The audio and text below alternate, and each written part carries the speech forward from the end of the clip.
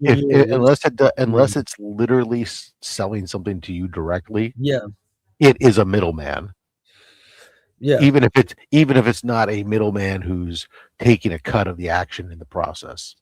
Yeah, it's a facilitator, I guess. I guess Yeah. like with middlemen, I think kind of like how you do, like you just pointed out, like Generally, they're middleman, taking a piece of the action. middleman has to get paid for a job and stuff like Yeah, that. But they got to yeah, wet their beak, if you know what I mean. yeah,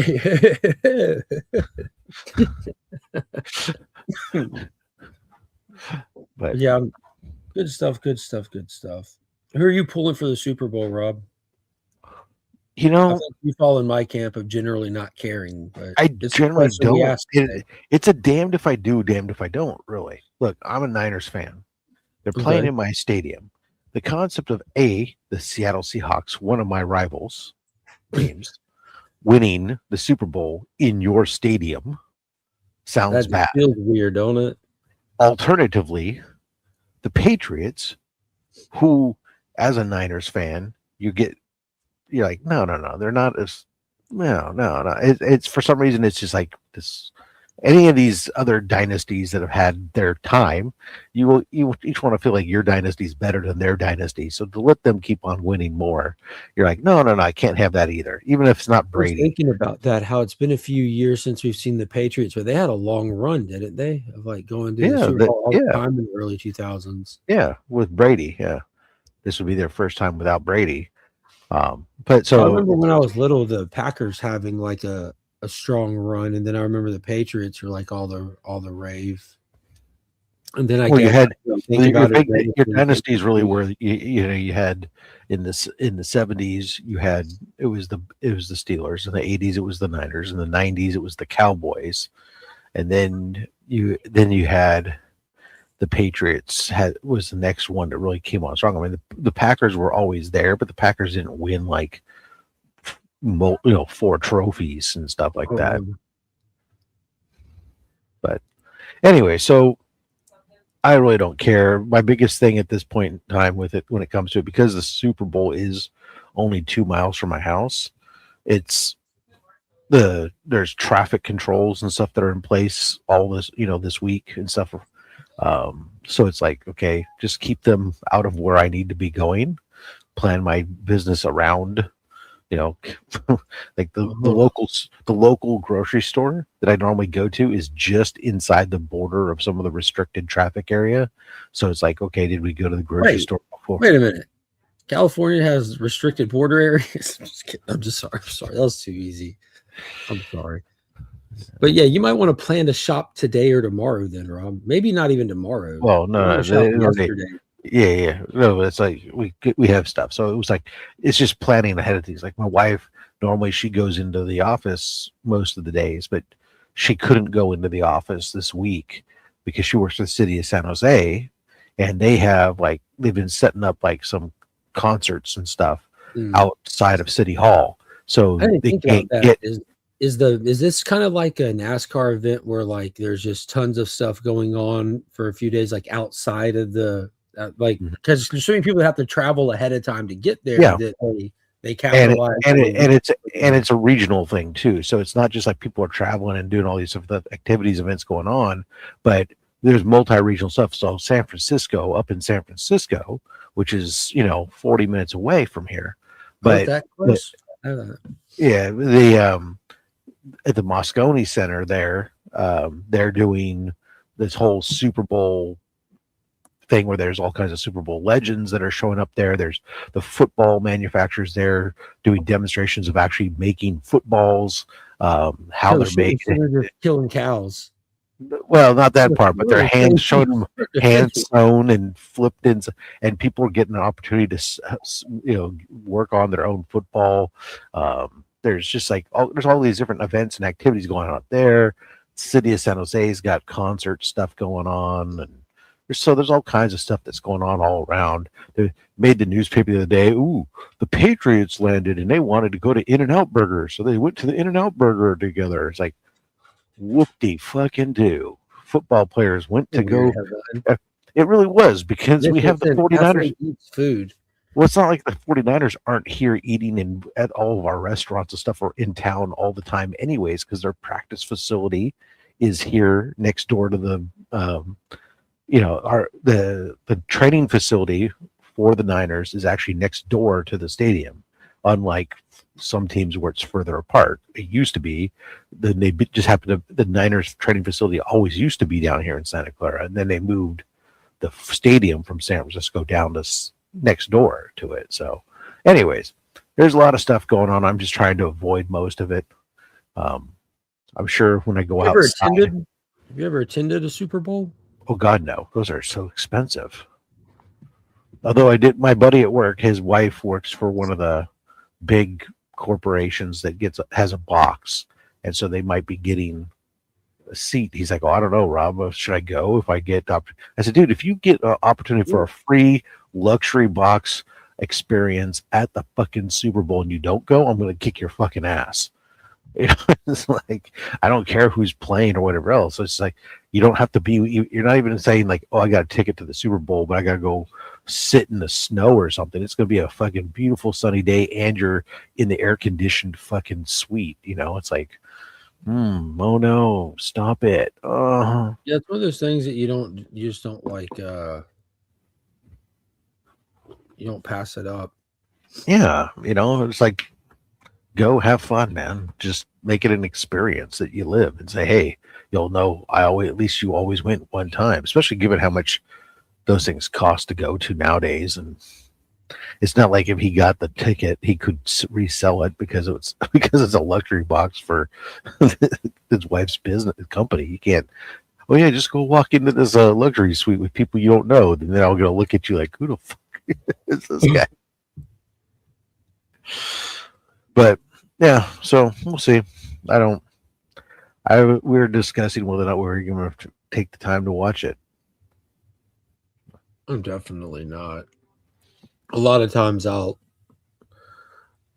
pop in at the kickoff just to see the little festivities and then kind of pop in at some point. Yeah, I'll probably just I can go outside on my front porch and watch the flyover. Oh, that's cool. And then listen for people to cheer. Okay, yeah. Something cool happened. Let me go. Yeah, if I open up the windows and stuff, I'll hear. You'll know when to previous channel it, catch the moment. That 15-second lag, you hear them cheer up. Right, exactly.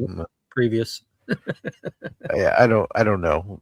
I don't know what I'll be doing, but we'll see.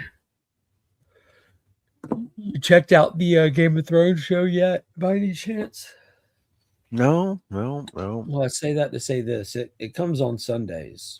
I haven't even finished the original Game of Thrones, let alone what I understand. They're airing the new episode on Friday because of the Super Bowl. Yeah, no, last night I was watching the newest episode of Academy, and of course the other night was Wednesday night, I think it was the Muppet Show. The Muppet Show's back. Well, we say it's back, but it's one episode, so it's like apparently it's like a one-time special backdoor pilot type thing. If it does well, then they may greenlight it to make more episodes type of thing. What channel is that on? Disney Plus. Okay. It's the old original Muppet Show format. So nice. It down from the original opening to the Statler and Waldorf in the box. Everything's the same. I thought it was a lot of fun. This is definitely very much, if you loved the original, it's very much the same spirit throughout the whole thing. The weird bit to me really was, if you're doing a show, and it's executive produced by Seth Rogen. Here's this show being put on, Gen X kids show being brought on by Gen X, and then the guest that he uses, Sarah Carpenter, and it's like Sarah Carpenter. Yeah, not exactly. She's not Gen X, but anyway, but that's fine. I gotta look her up. Yeah, she's just a singer, but yeah, Oh, she's Sabrina. Sabrina. Yeah, Sabrina Carpenter. See, I don't even know who she is. Yeah, I saw this post yesterday that said you could only pick one. It had Sydney Sweeney and Sabrina Carpenter, and I'm like, huh. And I hit Yeah, the she was comment fine. section, and the chat was going wild, man. That was like a apparently, like, I'm familiar with like Sydney Sweeney's stardom or popularity, despite have seen very little things with her actually in them. Well, they're not But little. but Sabrina Carpenter is one of those celebrity singers that like crept under my radar because it's Mhm. like, you know what I mean? Like nowadays Yeah. we have like on-demand radio. So I'm finding myself just listening to older stuff that I'm familiar with. Not necessarily like old, but I'm not listening to a live radio feed that's handing me new Got music it. I haven't Yeah. heard before. So I You had know, to she figure out was. who she was not long ago. Yeah, I didn't know who she was, but she was fine. And it was funny. I was reading one of the reviews. For the most part, the reviews have been good. Uh, I saw one review, one person going like, "Oh, I don't know what this was though. You know, it wasn't my Gen X Muppet Show," and they're like going off on like, "Well, this like there was some nice skits. You know, there was a with a Bunsen honeydew thing, and there was a this, but there was a lot of musical numbers." And I'm like, "Oh, do you not know?" Did you not watch the original Muppet Show? Because the original Muppet Show had lots of musical numbers. It was a show. It was based on the variety show Mhm. of the era, which is a type of format of show which doesn't really exist today, but that's fine. And so it had lots of musical numbers, and the whole point of the show was it was a show that was written for both, that there was elements of it that the kids could enjoy at the same time there's elements of it the parents could enjoy. So I thought it was hilarious when I'm reading some of these things where people are either like they only remember it through their kids lens, so they don't remember all the songs, they just remember the Muppets. And then also there was like somebody was complaining about one joke that had a bit of an innuendo to it type of thing, and it was like, those things were written into the original show too. There's stuff that's written for the adults. It sails right over the kids' heads, so the kids are watching, they get one level of jokes, and then there's another set of stuff that's there for the parents that sails over them. That's good writing. And it wasn't like it was gratuitous. It was just some reference to something about, they said something about kink, and it had two different meanings depending upon within the context of what was going on there. And so somebody got all bent out of shape because they said kink. It's like, oh my God, how dare you grow up there. What is the target audience? Because I know the Muppets have like done stuff from their original show all the way down to like the Muppet Babies cartoons in the '90s, aiming at different audiences at different Right. time periods. Well, What I would you think say this one is? the original. This was basically a recreation of the original Muppet Show. The original Muppet Show had two different. It had its demographic was families, so it had stuff that it has elements of it that are made for kids in the pre the young just turning teenager and to post Sesame Street, but not full blown teenager stuff too, and then stuff for parents of those kids. So it's a mixed crowd of who it's written for, and who its target audience is. It's supposed to be family fun. Sit down with your family together, stuff for watch stuff with your kids, and they can have a piece of it that's fun, and as mom and dad can have a piece of it that's fun. I think that's what it's written for. Its target audience is family viewing, which is not what a lot of TV is built for these days, but it's how TV was built in a different time, was built for families to sit down and watch together. No, that's a TV is such a tough conversation. Yeah. Well, it's cross-generational appeal. Like how you point out, that's how it was built, what it was built for. But it's not really built for that now. And man, and my brain instantly thought, how can we get back to that? How can we get back to not necessarily like that's how everyone must view TV, but having a substantial amount of TV that's built A for good, that. TV that's written that way. Yeah, because a lot of TV can appeal to most, but it's targeted at a particular demographic. Whereas Yeah, very I don't think that this show has a specific. I mean, I don't think it's written for boomer, for people 50 and up.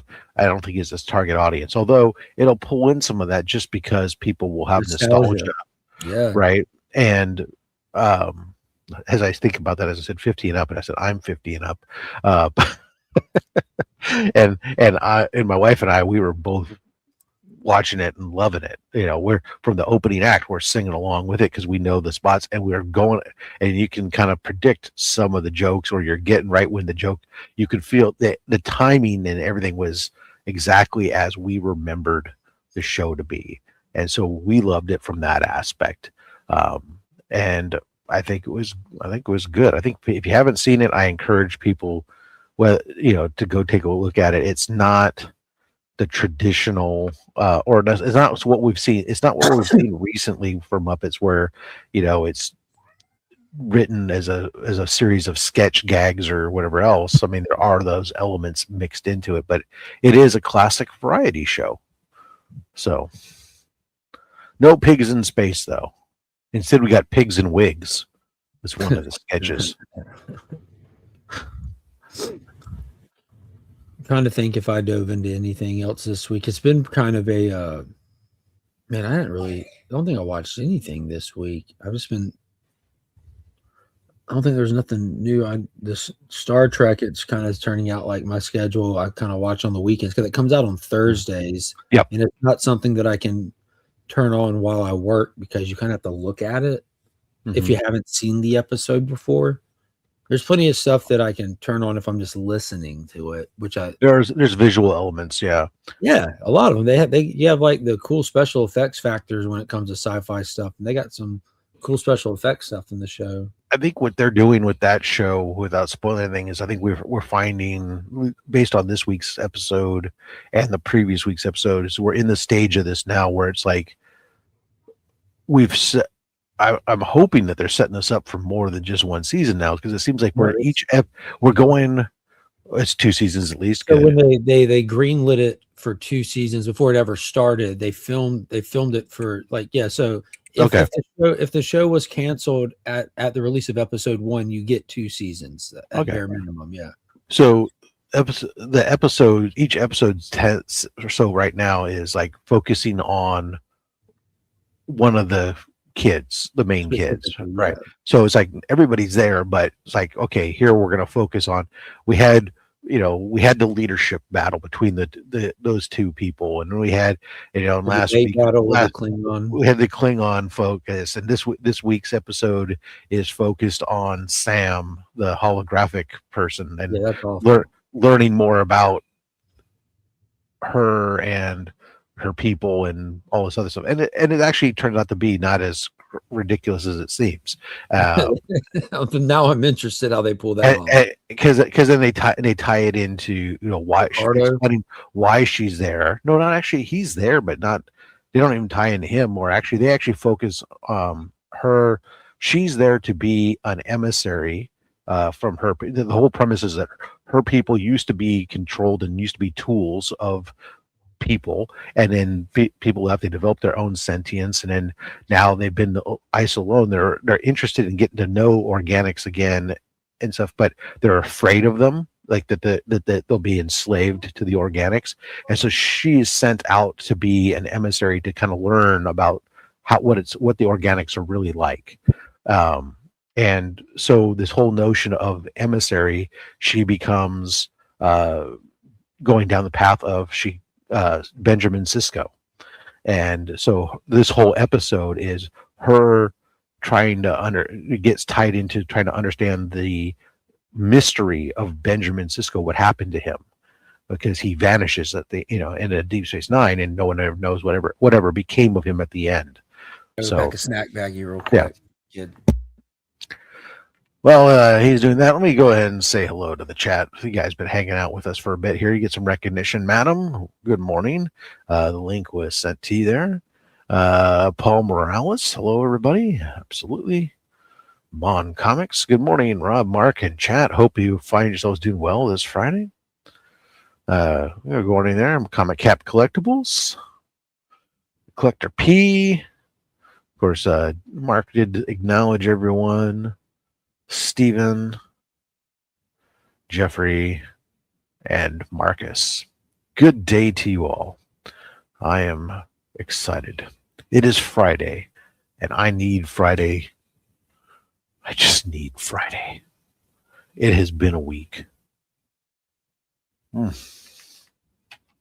I am excited too. I just packed up a book I got to send out. I don't do a lot of book sending to facilitators to get things signed anymore. It was something I used to do, but not so much anymore. But there is an opportunity coming up that I just know I can't get to, and I've not seen an opportunity like this in a while.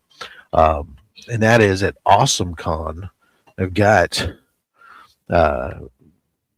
7 of the cast members of Firefly going to be together.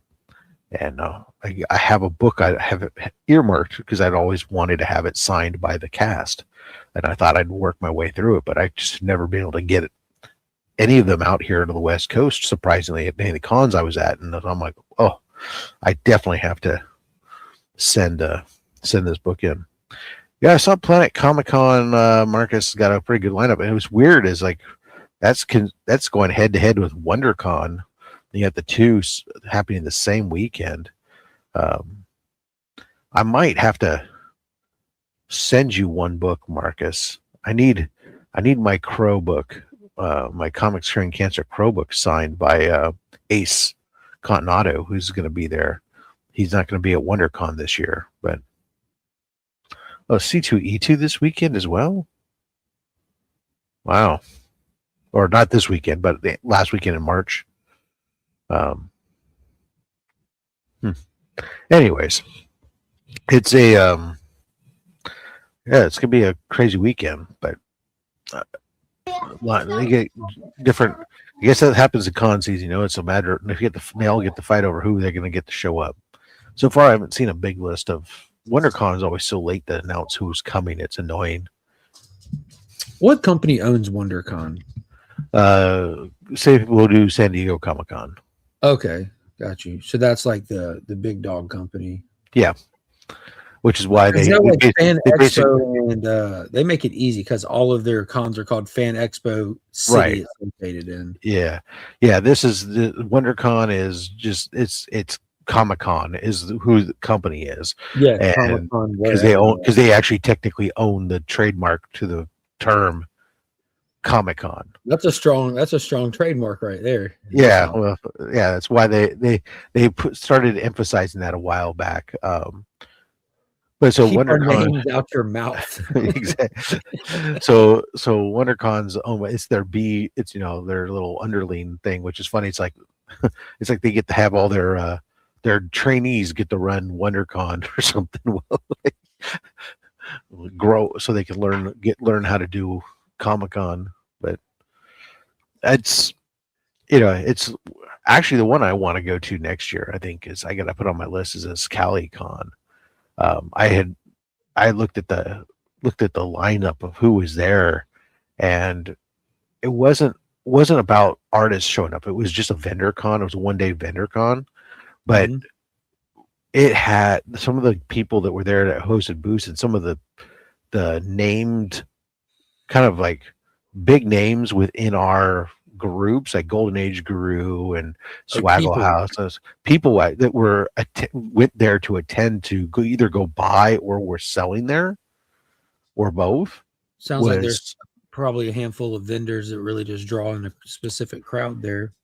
Yeah, it was kind of like a smaller version of almost like the one you hear about in Texas or something. Like some of these big guys come to them. Oh shit, I should have gone. If I had known that, I might have made a drive.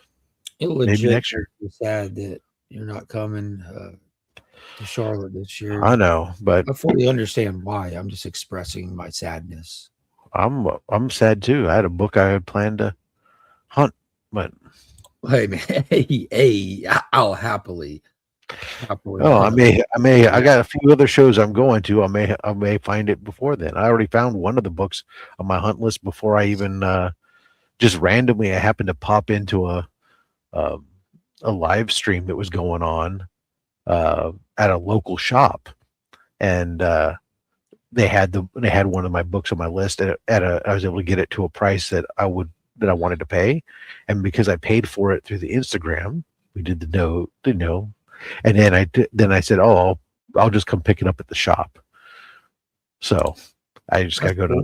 I'm trying to go down to the shop this afternoon because remember last year I wasn't I wasn't big targeting a bunch of stuff, and I ended up just going shopping with other people. Yeah, I mean, I'm trying to think what was I will middleman this transactions for no fees. Yeah, I'm trying to think what was the big one I wanted to target this year. Every year you normally have like a theme. There's always like I go in there with a list, and there's like one book that's like the top kind of book that I wanted to do. And this year I was kind of thinking that if I was going, it would have been Daredevil 1. That's a good one. Because the price has come back down on that some to the point where you could get like between a 3 to a 4 for like right around $2,000. Yeah, have you noticed? I'm sure you've noticed the TV and movie announcements don't put as much of people are learning a move on the books. I don't think it's people learning. I think it's just the large amount of people that aren't in the hobby that were in the hobby during the bubble. The people that are left are not the people that were participating in those activities of, oh, this movie this thing just got mentioned. I have to go buy that now. Like, well, there's no one ever did that. Like that. There is because I watch some shows right now, and the amount of Motu books that I see being presented, and after they did the trailer, and then I've seen a lot of people popping with even Wonder Man books recently because that did better than everyone expected. So now all of a sudden, you watch it? Yeah, of course I did. I watched. Good, dude. I was watching your reviews, waiting for you to catch up because I had binged it all. Yeah, I binged it all the day it came out as well. But Mark, it looks like the books I sent you were delivered on Monday. Did you get them? I did, Bryant. Rob, do you want to tell them where they are? They're in the stack. Yes, sir. This stack is a stack that can be used as some could call it a stack. Some might call it a pillar. Hey, what's funny? Hold on. There's Steve. Steve, I was on a video call with Steve when I was walking the dogs, and I said, "Hey, check out my tower." He's like, "Jesus, what is that?" I'm like, "That's my mail tower." He's like, "What's it from?" I said, "I just don't open mail like this." And I went and I came over here and I grabbed the package Bryant sent, and I walked back looking to see if I said, and this goes right here. And I just put it right on top. So it's not quite a pillar. It doesn't go all the way from floor to ceiling yet, but no, it's not touching the ceiling right now. But the bubble wrap that I set on top of it barely fits. Good morning, madam. Good morning. How are you guys? Good. Wonder Man was so good, and you never saw him coming. Yeah, freaking Louie never saw me coming this morning when I accidentally texted him instead of Mark. Yeah, I'm sure he was going like, "What? Why do you want me to give you a link?" I just did the cough thing, and I'm like, "Sorry, wrong person." Oh, you just did the cough thing. You cough like that to me. I was like, "What are you trying to say, that you're sick and can't come on the show?" Because like, it's not like I don't send it to you normally. I mean, it's like I'm at 4 o'clock in the morning, girl. You can wait a second. I'm just kidding. I have anxiety about this though. I get up at 3:55, so I'd been up for my alarm had gone off for 5 minutes before you'd sent me a message, like wondering where your link is. And I'm like, my God, I gotta get up. I gotta make my coffee. I gotta take my morning pee, and then I came over to my computer, and then I went to turn on my computer, and it needed to reboot. And I'm like, oh, well, I better do that. And I almost came on with my bed hair because I was. I did. with my robe and my bed hair, no makeup, and my bed hair was like this big this morning. I swear to God, it was gonna be. So was mine. It was gonna be obnoxious. Seven, How did you get are a you, Mark? package? Did you get a package this week from me? Did you get a package this week from me? Me? You're the only one named Stephanie. Oh, I didn't hear my name. Okay. No, I didn't, but Yeah. I haven't checked my mail. Yeah, it should have been delivered on. I can't even see what day that is. Like Monday or Tuesday. Oh, really? Yeah. Monday, Tuesday, happy day. Wait, oh, that reminds me. I What forgot. a day! What a day! Rocking the night with Yeah, I you. sent out a bunch of packages, and I've got confirmation from the people that they arrived to for the most part. One person's apartment number wasn't on the package. That's on me, or unit number. So I gotta probably get that one back and send it out again. But yours, it showed that it arrived at the beginning of the week. Shit. Okay. Well, I'm gonna go check my mailbox right now and take out my barking dog.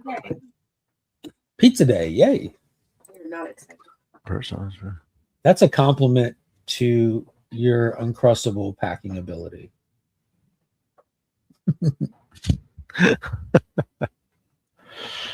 Mine actually looks like a squirrel's nest.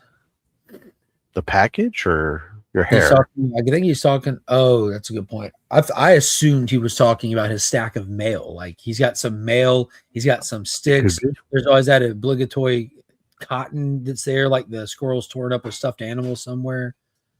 It's got a piece of plastic hanging in it. This squirrel nest. That's what I thought he was talking about, but I guess he's talking about his hair. I don't know. Could be. Yeah, he complimented mine when he pulled up, but yeah. I just have a stack. It's not a big stack. It's like there's 4 boxes. That's not bad. I've got more than that just for But- me. But then there's also there's a giant box full of boxes over by my recliner that has been there for months now that I haven't gotten to. That is all stuff that I ordered over many weeks and I was holding at the cellar. It was stuff I bought for the giveaway bin that they would hold a week's worth of sales, and then I'd do another, and they'd save, and then finally he goes, dude, I got like a whole short box here. And I'm like, oh, all right, I guess go ahead and ship it. And so it's like a short box full of comics that's sitting over there for the giveaway bin that I've not needed. So it's been sitting there. And well, eventually I'll get around to it. We'll get some, I'll need content. So how long do you think I should wait before I can appropriately make a video talking about how I'm opening a comic book time capsule and just open a piece of mail from you from X number of years ago? You should do whatever you want, man. That would be a fun content. These comics have been capsuled 8 years ago. Let's see if they're worth more now than they were when they came out. That's right. Maybe they were massive big keys back then and now it's cooled off. Well, I know that there's that. I mean, any Eternals book in there. In a more recent one, there's a Power of Shazam in there. Oh, nice. I did pick up a book this week that I thought of you as I picked it up to go into the giveaway bin. It's a Valiant book. It's a Magnus book. Oh, featuring the first Valiant, 27. first appearance of Turok. Turok and Valiant, yeah, number 27 or something like that. Yeah, a handful of those. That's a good book. Between a $10-$20 book normally. Yeah, we can go find its way into the giveaway bin at some point. JSS, welcome to the show, sir. I've seen you've been there posting hello, but I don't know if we gave you a specific hello. And so a mighty fine hello to you, sir. Good morning. I gave him one of these. Hang loose, Mother Goose. Yes, Jumbo. That's phenomenal. I don't know about you, but the weather's been phenomenal here. I've actually had to open up the windows because it's been warm enough and stuffy. It has not been phenomenal. I'm sorry. We had like that weekend with the ice storm warning that didn't ice storm us, but it was cold and rained. And then last week, remember, it snowed. Oh, that's right. I forgot. Yeah, we had 3 days of snow. It was fantastic, man. I absolutely loved it. It was a blast. I'm not saying that sarcastically. It was the right amount of snow where, you know, emergency services weren't strangled, power lines weren't breaking, nothing like that. It was just snow. Especially for a region that doesn't have snow on a regular basis. It's enough, it was great. It's enough that the kids get to go out and have a little fun with it. Maybe make a snowball, maybe make a 1 foot snowman. A dirty snowman. That's what we call it. Because you ain't making one without bringing that dirt with it. Yeah, exactly. There ain't that much snow, but yeah, exactly. Yeah, I get it. Dude, it was blessed. I remember back when I used to live up in the Santa Cruz Mountains when I was a younger kid. It snowed one time, and that's what it was like because we were only about like 1,500 feet above sea level, so it was like snow wouldn't normally come down to that level, but it was one time it did, and it was we had all of a couple of inches of snow. It was let's go out there and make a snowman. And it was packed with dirt and twigs and everything else inside of the snow any snow you could gather. But it was cool. Yeah, it came. Man, it when was you don't get it out in it while it was coming down too. Make sure that snowball doesn't have any rocks in it. It snowed like pretty much all day long from like late morning to almost midnight. And going out in there at night under the street lights with it like coming down hard and the wind blowing, and it was like biting cold. You know, it was just cool. We don't get that kind of weather like that, so it's fun for a little moment, you know. Kids ran around all day long till their ears are red as they can be, and their hands are wet. Come in, warm up, put on dry stuff, and go right back out and do it again. That's great. Hey, Drew, welcome to the show. And hello to you, Sledge. We got ourselves another. I'm just so happy that it's Friday. I'm looking forward to just even though I know that, you know, for a lot of people who are excited about the Super Bowl, I don't care about that, but I'm just happy to have like not work. Oh, that reminds me, I gotta call my kid today. Today is their birthday. Since I gave them grief for not calling me on my birthday. 18, 19. Oh no. 22. Oh. Mark, I went to my mailbox and there was indeed a package there. No package. There was a package. Oh, it's there? Oh, cool. So what you're saying is that in the middle of the night, quietly, Mark slipped his package in your box. Yes, Rob, you would say it just like that. Just the human centipede's coming next. I can feel it. I didn't say anything about it. You don't have to by any stretch of the imagination, but are you about to open it or save sure, it for later? I can. Yeah. No, you don't. Again, you don't have to. Absolutely open it whenever. I can wait until Christmas. You know, you can wait until Christmas 2030 if you want. Yeah, like you can open up your funeral. I genuinely don't care. He just wanted to make sure you got it. Yeah, I know. Thank you. I'm just making sure I have all these packages, and just because it's not a secret, because I had to I reached out for confirmation, but Caroline is the last one now. That I don't think I put the unit number on the box, so that it had to go back to the post office for them to try to confirm the address, but it's just going to get sent back to me. Did I not give it to you, or you just didn't? You did. Oh, I don't want to put her business out there, but I even remember it I even remember it off the top of my head right now from going back and verifying to try to figure out what happened.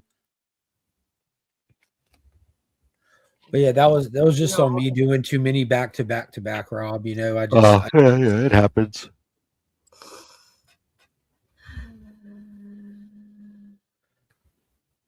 But she doesn't know what I sent her. Oh, thank you, Mark. But I talk to Caroline all day, every day, which is like I absolutely love her to death. That's my big sister. So while I was talking to her, I'm like, hey, side note, what's your address? And if y'all have any idea what mine and her conversations are like, it's just the funniest thing. Like just the funniest thing to throw, like, hey, yo, what's your address in the middle of one of those conversations? It's like, wait, why? I don't want to be on a elevator shoes catalog mailing list. And Yeah. Like her and I get in we go down rabbit holes, you know what I mean? Oh yeah. I've been down some of those rabbit holes with Caroline. Yeah, I love her to death. She's one of my favorite humans. Yep, she is my favorite human actually. Every now and then we'll be talking. We just have to send like an unnecessarily funny or inappropriate meme or something into the middle of the conversation, just because shit's lighten up. Like, yeah, like, hey, let's hit a reset. We're not arguing or fussing, but just the conversations are just. There's very few people that I can talk to like wild topics with, and she's definitely at the top of my list. Yes, she's a special human. Marcus, I have not, and I will not. I think I've already joined. Just I don't. It's. Do you know how much I love this? Yeah, that's why it's in your hands right now. That's amazing that you even remembered that. Thank you so much, Mark. Let's just like her too. First bold issue. Marcus.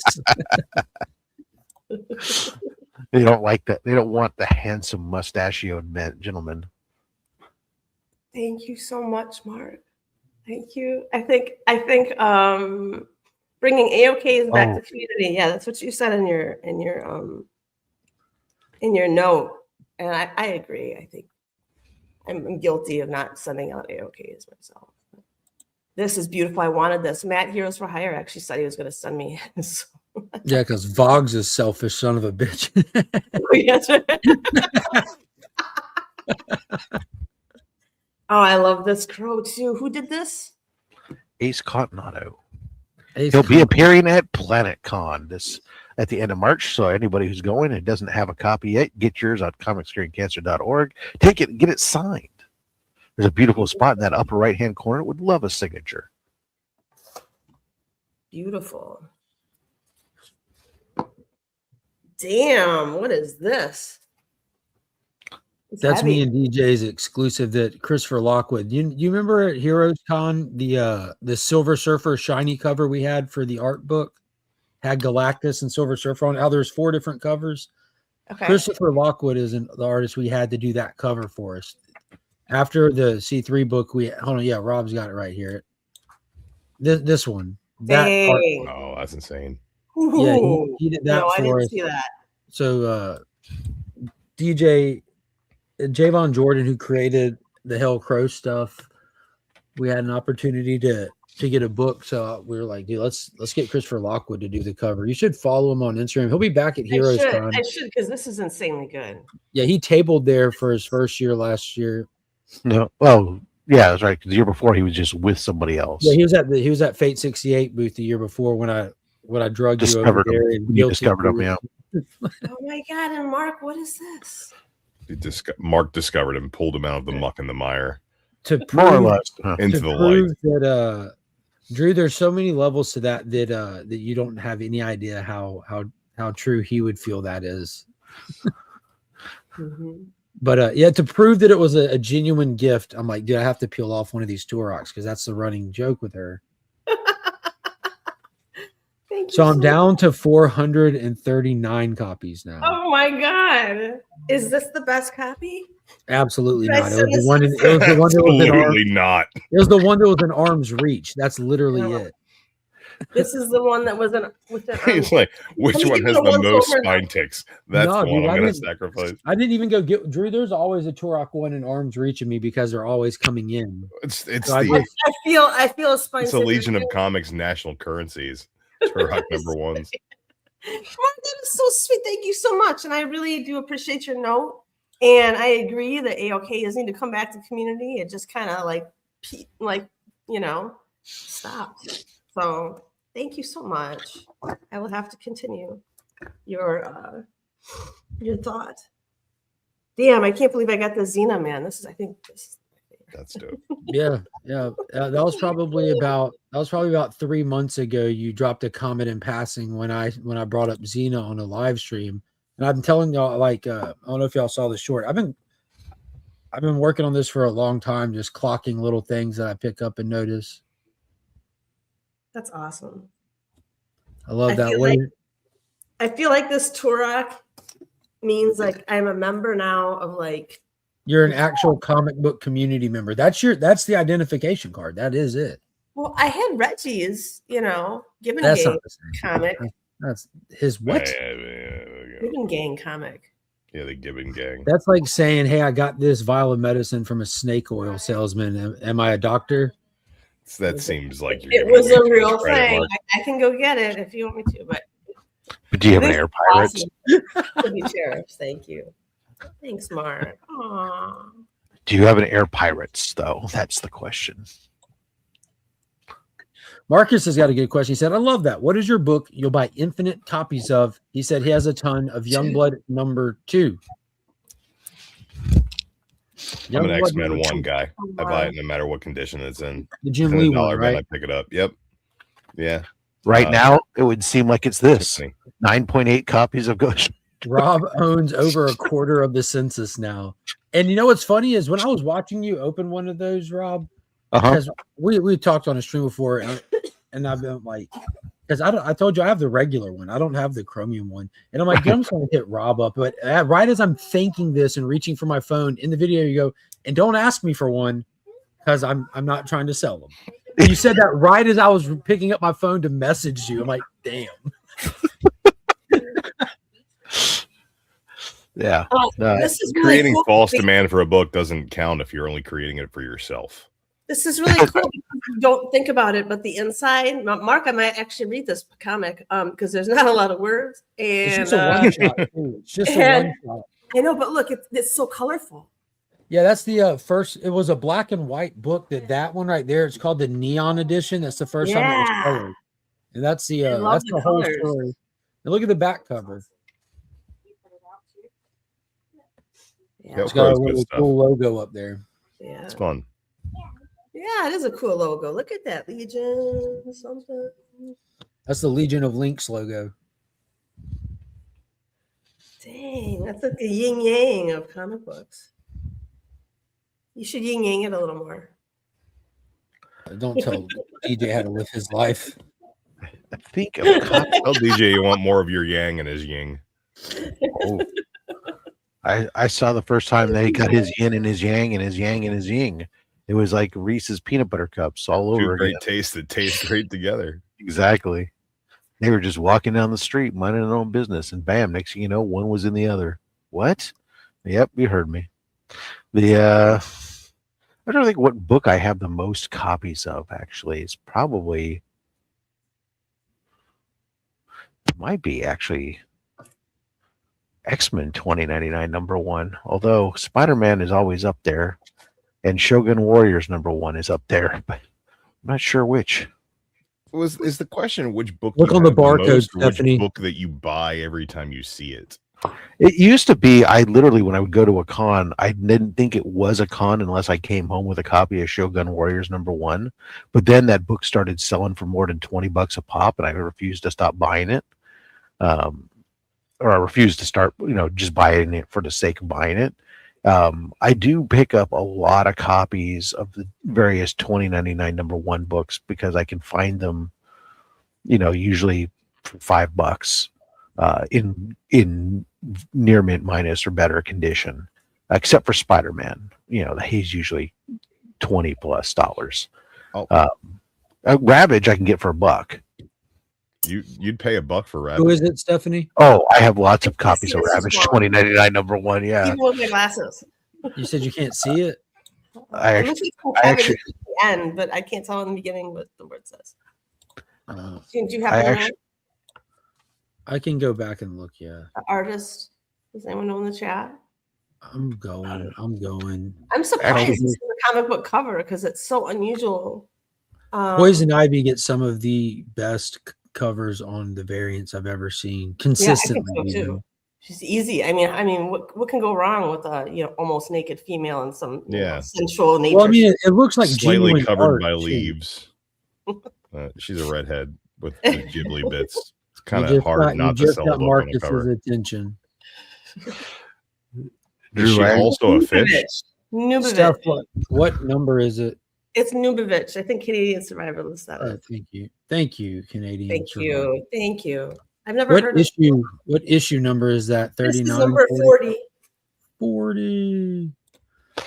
So Drew, I was literally at a con last year where the guy had the stack on his table of Turok number 1s.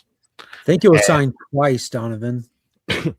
And so I see the stack of Turok number 1s, and I asked him, I said, I offered him $20 for the entire stack or whatever it was.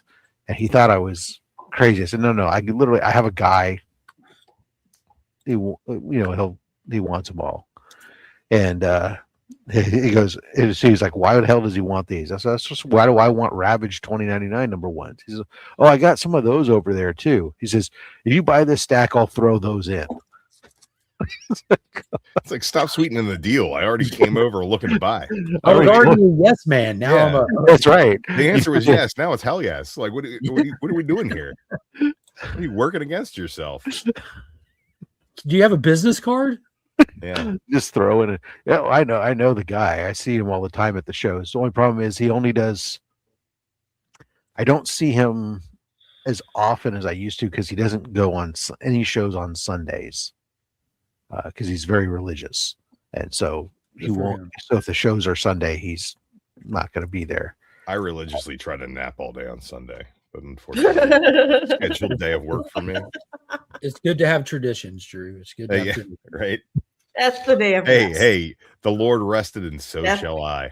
That's right. Yeah. Coffee and whiskey are my religion. Coffee, whiskey, and your lazy boy. I feel like. I almost died the other day, so I've got my lazy boy is actually life. Coffee and whiskey are my religion. My lazy boy is proof of God's existence. Yeah, it's not the religion; it's the house of worship. It's where you sit, where you enjoy your coffee and whiskey. That's right. It's like more of a throne. It's more of a throne. No.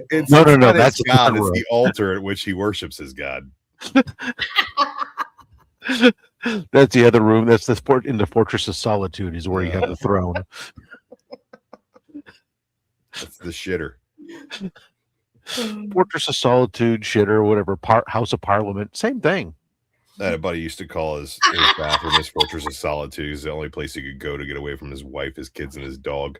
It's like, this is the only place I can be alone. Yeah, sometimes that's what I refer to that, and the other time is sometimes I'll refer to it as Parliament because you're going to go try to pass a bill through committee and hope they don't filibuster. Oh my. Sometimes the legislation gets hung up and you just got to push through, but it's for the people. You can't force it. It's detrimental well, to the Republic. No, well, if you do, you always get bad. Yeah, if you force it too hard, then you end up with bad legislation. You end up with issues that that'll unforeseen consequences of pushing through that legislation. So sometimes you just got to let it marinate and take its time to come out on it, to get through on its own. But let it ease on through. Yeah, it's got to get through committee. But yeah. Oh, yes. Thank you. Yes. There you go. Reminder. Drew, how's your morning going? Hit the like. I have the day off today, which is very relaxing. Proper job. Very stressful couple of days. I totaled my truck yesterday, day before. Was driving about 40 miles per hour down the highway, not an interstate, but a nice 2-lane highway, and my axle snapped. Went into oncoming traffic and got it onto the shoulder. Holy miraculously. Shit, you're lucky to be alive. Yeah, driving on 3 wheels and dragging my frame. Totaled the truck. Just bought a new car, which is it's a nice car, sensible sedan, Nissan Sentra. Got a great deal on it. Got my payment where I needed to be, but it's the first time I've had a car payment in like 10 years. I'm a beater to beater guy. I don't anything to save me on a car payment, but Drew, I need something reliable. So I think that's incredibly lucky you dodged out. yeah, I was calling my boss. I'm like, I was on my way to work. I was calling my boss. I'm like, I'm not coming in today. And she's like, you don't sound good. I was like, I almost just Died. aced myself in a road incident, and I think I'm still having a heart attack right now. I bet your adrenaline must have just been like surging all day. I bet, right? Here's the thing: is I've been doing this this kind of fasting thing, so it's like I haven't been eating until I'm up and I'm at work, and then so I'm waiting on a tow from AAA. My father comes and picks me up, takes me to the car dealership, so I can get a car. I'm like, this is like 3 p.m. This happens. And then by the time we get out of the dealership, it's like 9 o'clock. So it's like, and I've been up since noon and haven't eaten anything, and like had this traumatic experience. And like, the only thing I've had is like free coffee at the car dealership. So all I'm doing is like amping myself up with like nothing in my stomach. I was like really nervous and like on edge and like, and felt lightheaded and like out what car you're gonna buy? trying to make financial decisions. And like, this is not great. But there's nothing everything like ended up working out. Nothing like having to walk into a dealership and get a car because your other car is dead. Well, I tell you what, the thing about car dealerships these days, used car dealerships, is everything's listed online.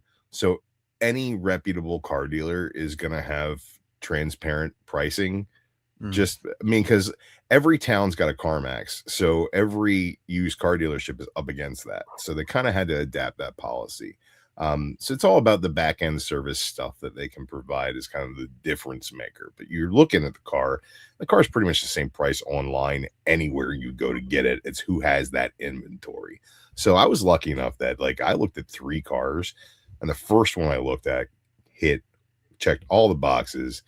It was 2025 used, one owner for about 6 months, all highway miles, put about 18,000 on it.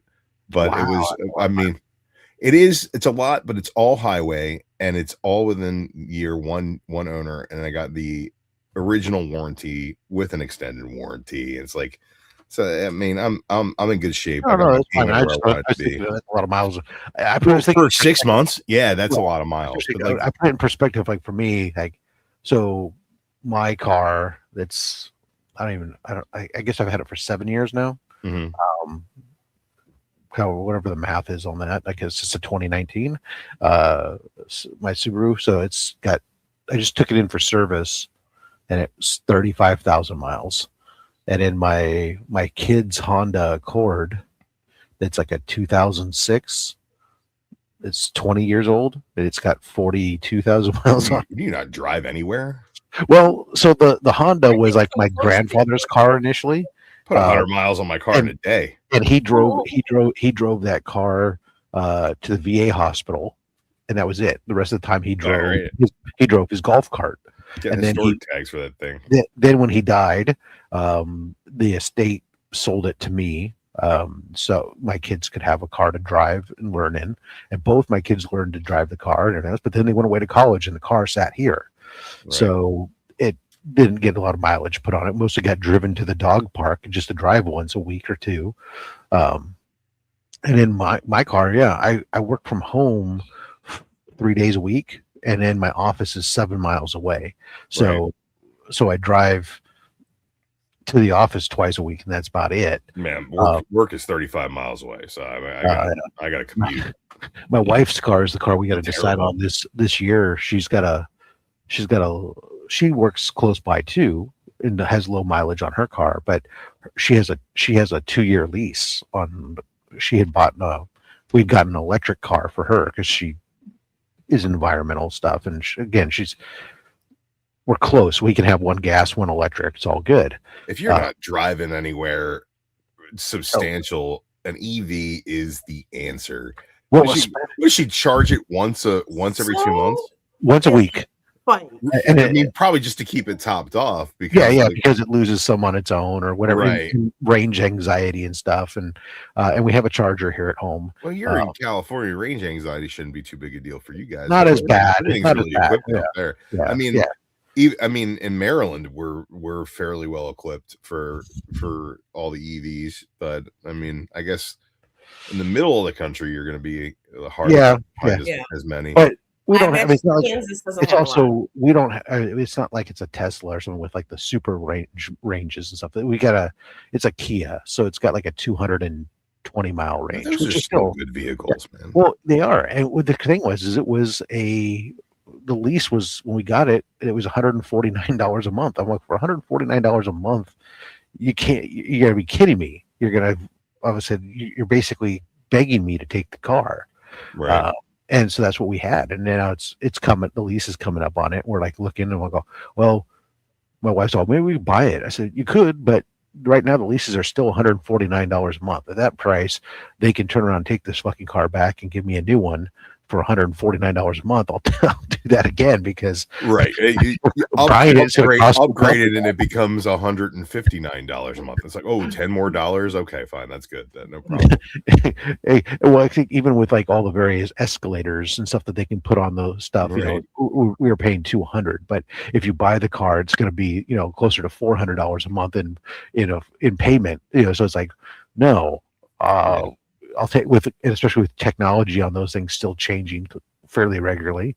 I'll let you swap it out for me in 2 years. Thanks. The thing that I thought was crazy is like right during the beginning of the pandemic, my father had 2 leases on 2 different cars go up at the same time, and took the purchase option on both of them because he actually made money because the price of cars had shot up so much. Yeah, that's true. At the beginning of the pandemic, he's like I basically got 2 years lease on this thing for free. Like, oh, that's pretty fucking cool. I was looking at that on these, and that's just not, with the prices have gone down now. Honestly, it is. But the whole thing makes me really nervous because as I was going around the airport, like last month, I saw a bunch of Waymos, right?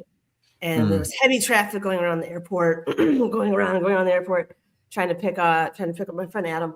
And there's 2 Waymos stuck in 2 different lines, 2 different lanes, and everyone's behind them stuck, right? And then there's 2 Waymos just ahead of them in the next 2 lines that are stuck and won't move, and everyone's like lined up behind them. Yeah, we need to not let robots drive. We need to stop letting so many people that can drive. Like, wipe out all your ability to drive. I don't know. If I could say just one thing to that, I'm not for robots necessarily, but I've been stuck at the airport behind a lot of people who won't fucking move out of the way because they think it's their right to stop and wait for their buddy to come out of the fucking airport rather than drive around in a circle or park and wait for them to come out to the curb. Way too many times to sit there and blame it solely on fucking robots. I mean, yeah, you can't blame only the robots, but. No. I don't want to have to blame the robots. That's all I'm saying. It's like stop making these clankers a part of my life so I have to complain about them. Let me complain about other people doing tasks. I haven't ridden a Tesla and he's in Kansas. So I haven't ridden in one of them, so I don't have a ton to say, experience with them, but I would say I have ridden in Ubers with some fucking questionable motherfuckers that were like tweaking out while they're fucking driving and shit. That I'm thinking to myself, maybe the robot would have been the better fucking option. Yeah. Well, I used to let my ex-girlfriend drive me around, and if I'm willing to put my life in that kind of situation, there's no robot that's going to kill me on the road. That's what Caroline says when she visited me. She was like, I'm scared to death to drive with you, Stephanie. Like, I am scared to death. I'm like, let's go up to Sedona. It's like 2 hours away. She's like, no, not if you're driving. I don't want to come off as offensive. I really don't want to hurt your feelings, Stephanie, but I got the vibe that I would never let you drive me around pretty quickly. I like to be consider everything. The object of the game is to be the fastest person ahead of everybody else, basically, right? Well, yeah, sure. In our defense, the reason why man created Google Maps wasn't to get us the turn-by-turn direction. It was to give us a time to beat. The time to beat. Yeah, I like the time to beat. I I Because have to be real. estimated real arrival hit, fucking challenge accepted, motherfucker. So I was driving a 2004 Nissan Titan pickup truck, and the thing was a beast on gas. It was awful. So I would drive. Ooh, look at that Thundar. Ooh, Thundar.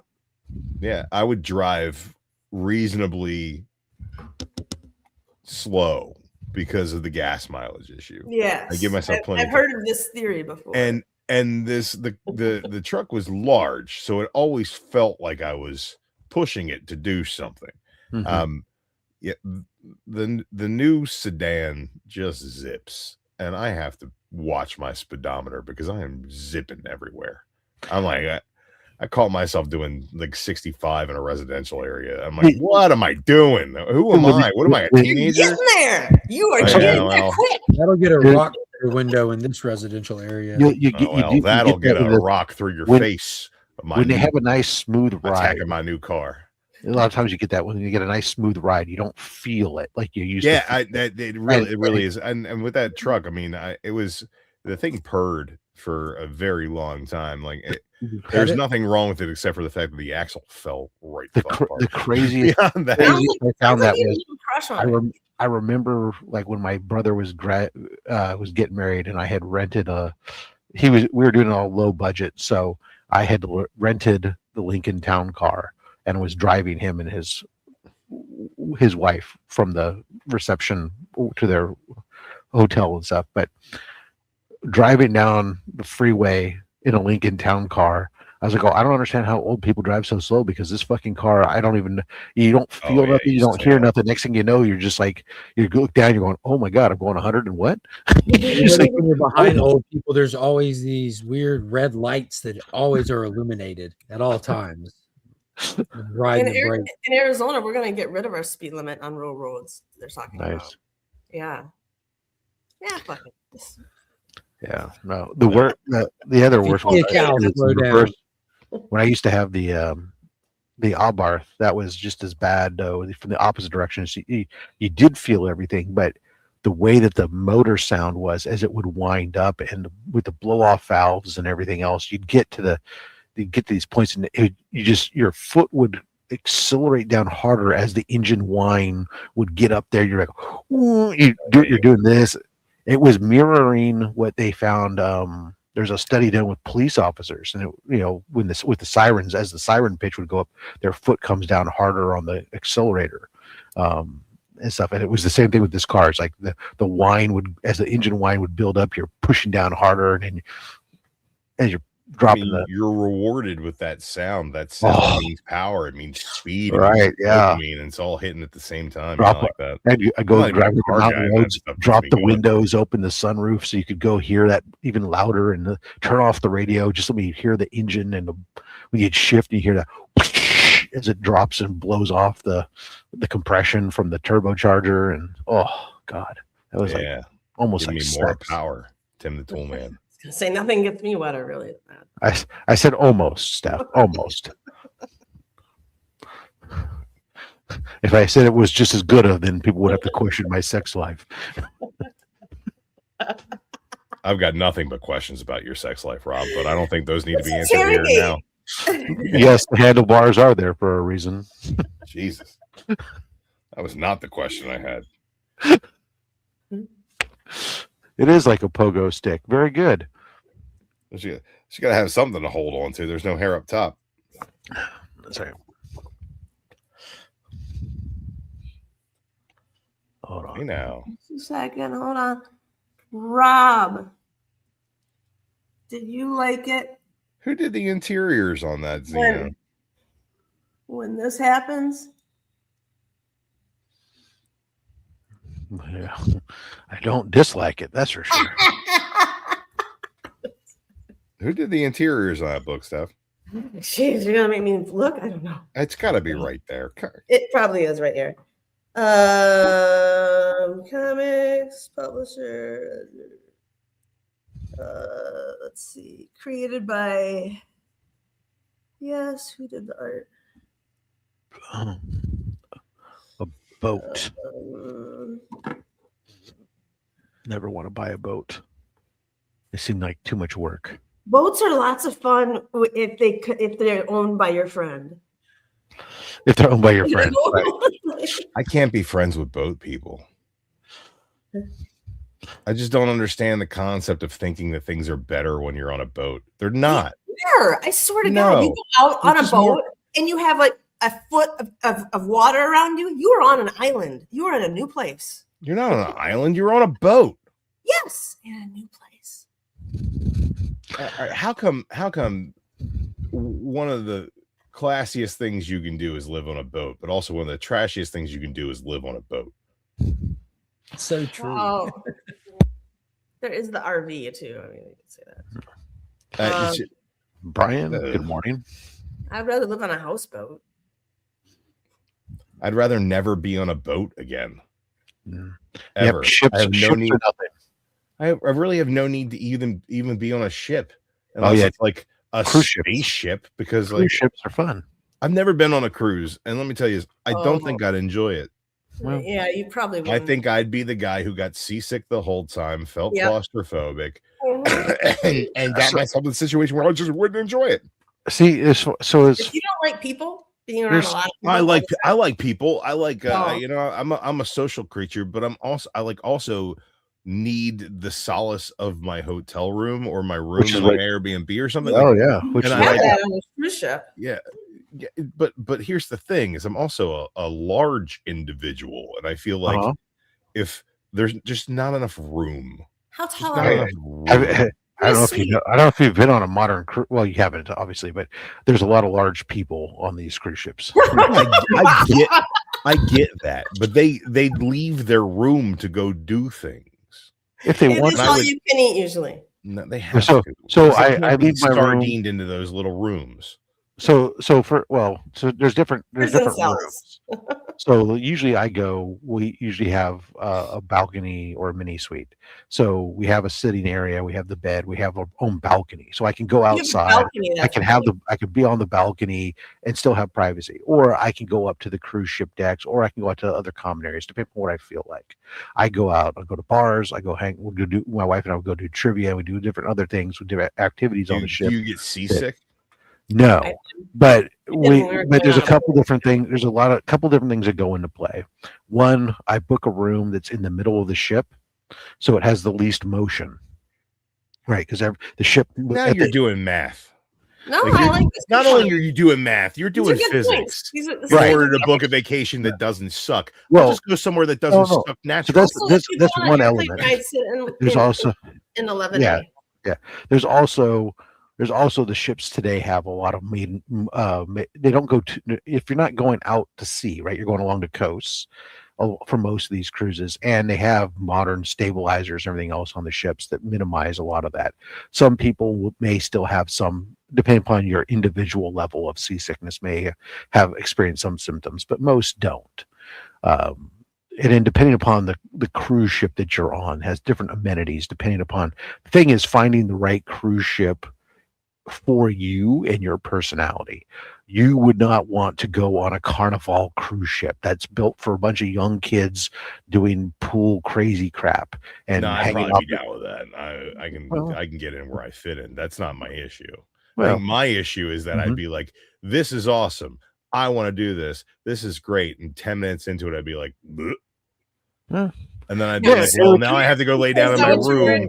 And I'm not saying it's for everyone. It definitely. And then I stand up and I bump my shoulder into every fucking thing in this tiny ass room they give. See, and I never have that. I would say I don't have that, but so it's not for everyone. I agree 100%. For me, I love it. I love the idea that I can have the mix of stuff, but I have a hotel. It's a mobile all-inclusive resort. It's a mobile all-inclusive resort that I have my own room stuff that I go on. I wake up each morning. I'm in a different. It's the fucking buffet of vacations. Every morning I wake up, I'm in a different fucking town. I get to go out and experience something. Turn a little TV on and take a look at the boat before you even get out of bed. Like after dinner, I only then travel my wife and I internationally at the we Epcot go to Center. my wife and I then go over to the piano bar and we'll listen to some crooners. We'll just sip on some whiskey and hang out and just like relax. And to me, I love it. It's like we Rob, Listen what is your favorite cruise line that you use? we use Princess, which Princess. is catered to an older crowd. Mhm. It's not catered to young. Where they have like extra handrails on the But boat. shouldn't it be called They Queen do. Reba? Extra walkers. I think the primary demographic is like 55 to 65-year-old women because there's a lot of shopping. There's a lot of jewelry shopping on board that ship, but I just see Rob on one of those ghetto ass Carnival cruise lines I see on TikTok where they're fist fighting over pizza at 3 a.m. never. I went on a cruise with my dad to the Bahamas from Florida when I was like 13. And when we were going out to sea, I don't know about the stabilizers back then or whatever, but they weren't working very well. And everybody, I swear to God, everyone was throwing up left and right, just trying to like get back to their rooms. It just seemed Even like though it was petri dinner time, dishes. it was horrible. Like it seems like a cruise ship would be a petri dish for disease.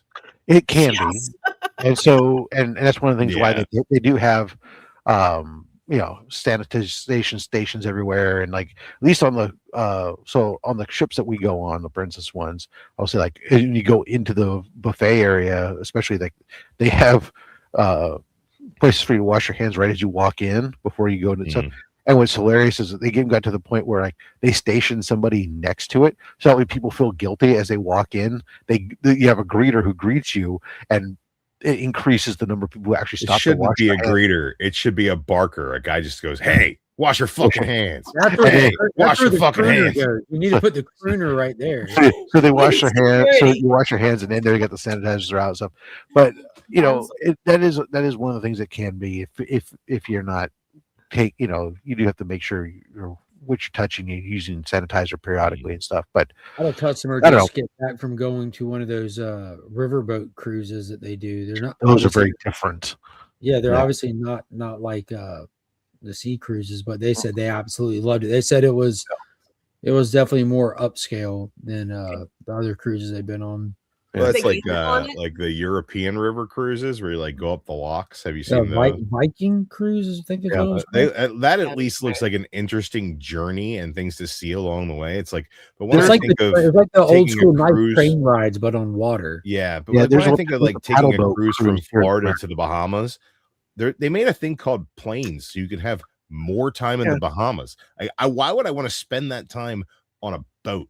And Because I the get boat has boat the has- attractions on it. Like but that sounds if it you're sounds into like casinos, those are- if you're into like Vegas style shows, there's tons and tons and tons of stuff to do. But You when I literally think of a cruise, I don't think of you can Vegas. I only think do of Branson.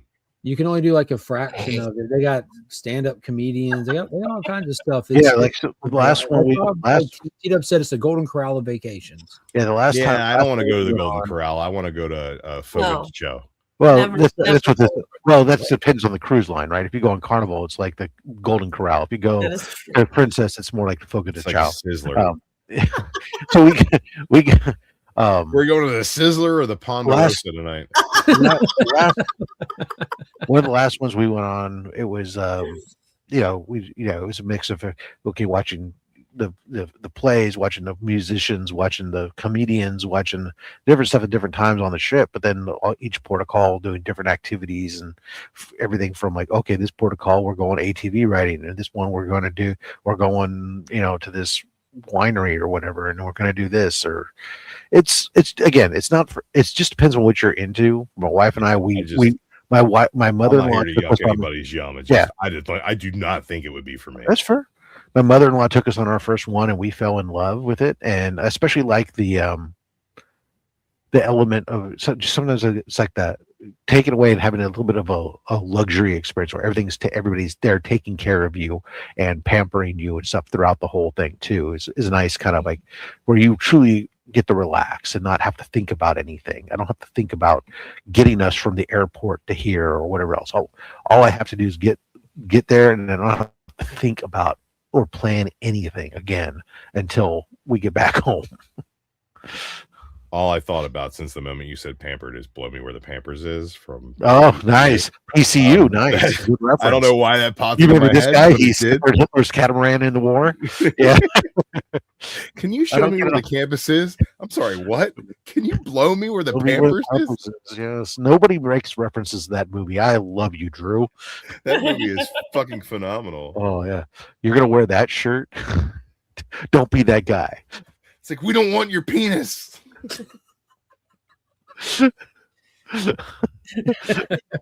No, he's offering you a beverage. Yes, I would like a drink. So, like, if you're nice to them, they bring you stuff? That's exactly how that works. Oh, man, that movie is so good. Yeah, it's a very, very underrated film. Indeed. The cast in it, too. It's just like... Yeah. Every time I'm in the kitchen, John Favreau is just like unrecognizably.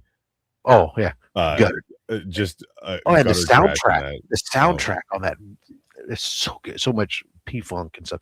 But every time I put on a set of gloves, it's always my wife or I all just try to relax. Just try. Spade is good in that movie too. Mm-hmm. Yeah, they're really good. Or the Milk Bones. Coming back from Jamaica, filled this guy's luggage full of milk bones. Drug sniffing dogs went ape shit. Mark, I see your handprints on here. I see your fingerprints. I never touched the book, but okay. It's really good. Well, there's somebody's fingerprints. Yeah, he wore white gloves while handling that. It came bag and boarded. So those are somebody else's crimes. Let's see.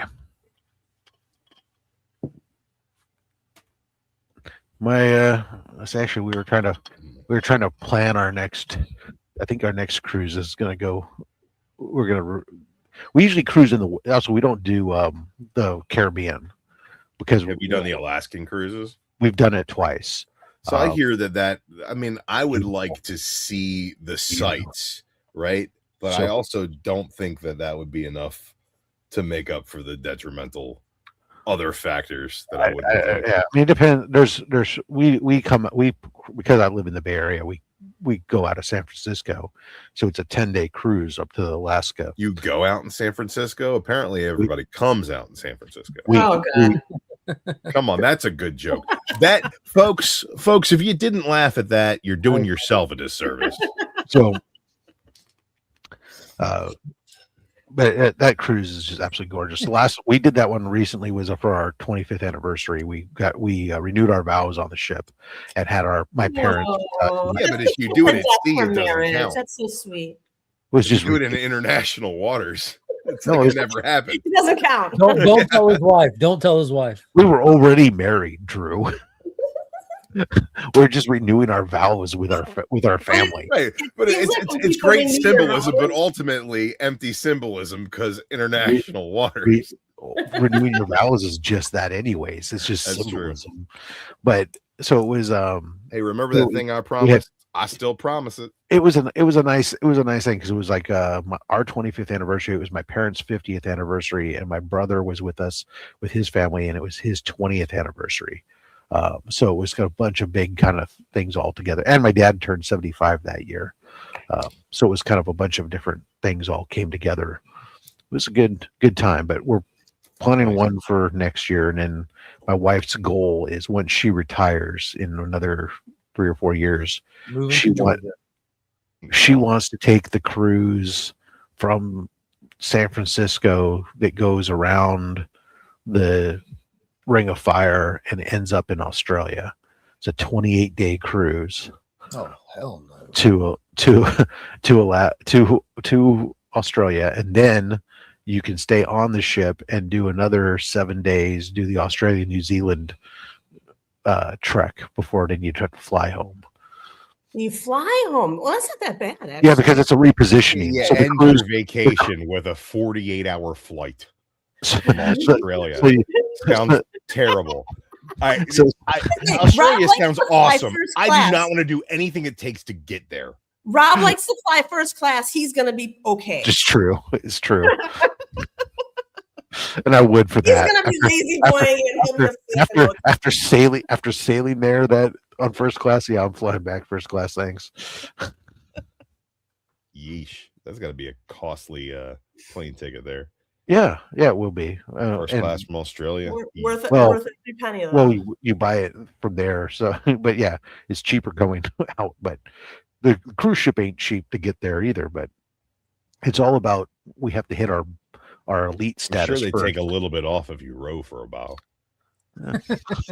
we got to get to our elite status first because then you get your free. You can just Tell the old lady, look, I booked you on a cruise, but for the third and eighth day, you have to row. It's a pedal boat. You just have to pedal. You can row if you want. It's no more rowing. It's just pedaling. Only rowing on the Viking cruise ships. For first class, you don't have to row, but you do have to go down there and heave ho, motivate. You gotta whip somebody. Yeah, right. We have to whip. You gotta lead the chance. Pounded. Turbo speed. I'm currently in the throes of getting excited about going back to Universal Studios for the Halloween Horror Nights stuff next fall. But beyond that, planning a trip in June to a Heroes Con. So we're gonna yeah. Drew's filling in for that happen. Here, Mark. Drew, so between the hours of 1 and 4, we're gonna need you at the booth, my friend. No, I'll be wherever you need me to be. The state that I'll be in is neither here nor there, my friend. Yeah, that's fine. I'm just gonna need you to talk to the cardboard cutout of Rob. I'll talk to the cardboard cutout of Rob. Keep it company so I can go take a break. You know what I mean? You can make a lot of money off of Rob's cardboard cutout. Yeah, Rob's running out of time too before I choose the picture of him, which will be photoshopped. I will not confirm that I'll cover the booth for you, but I might drop off a $48 platter of chicken fingers from the con concessions if that. 3 chicken fingers, nice. Yeah, it's like 3 chicken fingers. They're dry, overcooked, been sitting under the light for a while, but they did cost almost. No, they have not been sitting under the light. Because because there's enough demand for them, but actually, what you do at that one is you don't get them at the con. Is you want to walk out of the con to the hall upstairs where the Bojangles is, and you get the Bojangles chicken. Oh man, I forgot I'm going that far south that there's going to be a plethora of Bojangles. Jeff has a good point. They have like a little in the convention center, Drew, like the rail that's there. The rail stops in the convention center, so where the rail stops, they've got like coffee shops, a couple little like small little food mall there. Mini court. Is there real chicken there? Can I get a Chick-fil-A? There's Chick-fil-A in North Carolina, but there wasn't a Chick-fil-A in the conference center. Yeah. Oh man, that's upsetting. Jeff has a good question. I like Bojangles is good. You can't do like Bojangles is good. I'm not going to discredit Chick-fil-A for 1 second. Bojangles is smacking too, dude. Like there's no way around. I'm not gonna diss Bojangles because the thing is I believe that I enjoy Bojangles as much as I do because it's a delicacy that I do not always enjoy. We do not have a local Bojangles. Yeah, I would have to go to the Eastern Shore of Maryland on the east side of the bay in order to get Bojangles. Yeah, I go to work every day while it's dark outside, Drew. And when you pass the Bojangles, there's always a line. Like you can pass every fast food restaurant, you might have a cart or two, if any. Every single day, people always hitting the Bojangles for them biscuits, man. Bro, they just got better quality food than a lot of other fast food restaurants. There's a town in Maryland. It's close to. It's like the DMV area. It's close. It's like a suburb of DC. It's called Bowie, and I would do a lot of work down there when I was doing traveling sales. And when I was always down there, I was a spot called Chicken Row. Call it Chicken Row because in a row, you got a KFC, you got a Popeyes, you got a Bojangles, you got a Raising Cane's, you got a fucking Chick-fil-A. There's a spot's called no Zaxby's because no Zaxby's in Maryland. Oh, that's terrible. That's my jam. I've never had it, so I can't speak to it. But like literally, it's a Zaxby's knockoff, so it's pretty much the same, just slightly different seasoning, better Zax. The Raising Cane's 9 chicken restaurants in the same block. Insane. Do cruise ships have morgues? Of course. Anything that has a morgue, like hotels don't have morgues. I would think a burial at sea might be appropriate. Well, You can't what- bury if it- somebody if at any- sea. You have to drop them in the water at sea. You have to bury somebody under dirt. You can't do that They have at You sea. know what I mean?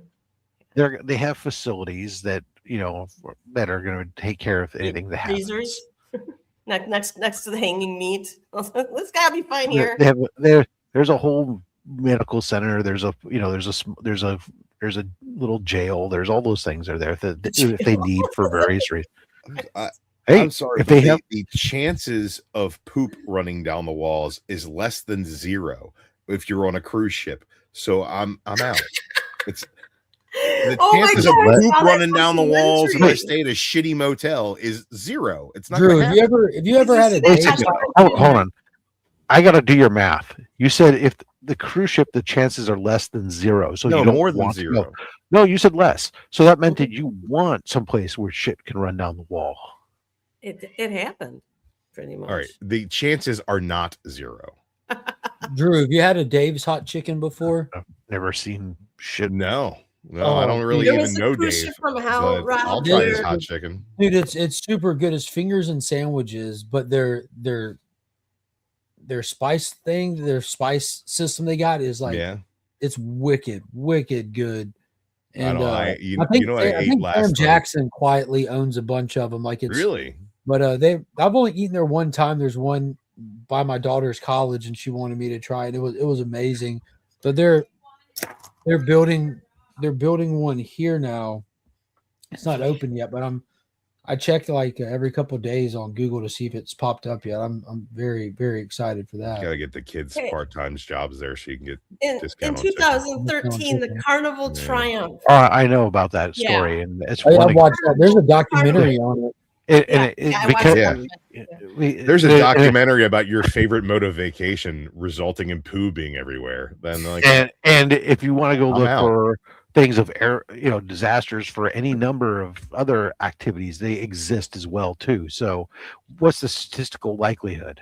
well, I there's- went to the there's Universal one Studios last cruise year ship for that, vacation, and I did not get any poop on me. There was one Yeah, cruise and I've ship been that on they wouldn't let multiple them cruises, off never because of did. the pandemic for days. Did not even poop myself. And Yes, look, that's true. I've been on like 10 cruises and I've never experienced any of that stuff. So, it's the same thing as but I've been to hotels where I had cockroaches and I've had, all kinds of other crazy, ridiculous experiences. But it's how many times have I gone before something? It's the statistical odds are something different. But it's fine. Like I said, I'm not trying to convert Yeah. anybody. I'm not saying, hey, you don't want to do it, you're missing out. You should go do it. If you don't want to do it, don't do it. I'm just saying it just doesn't. I just don't. Wow. I would like it.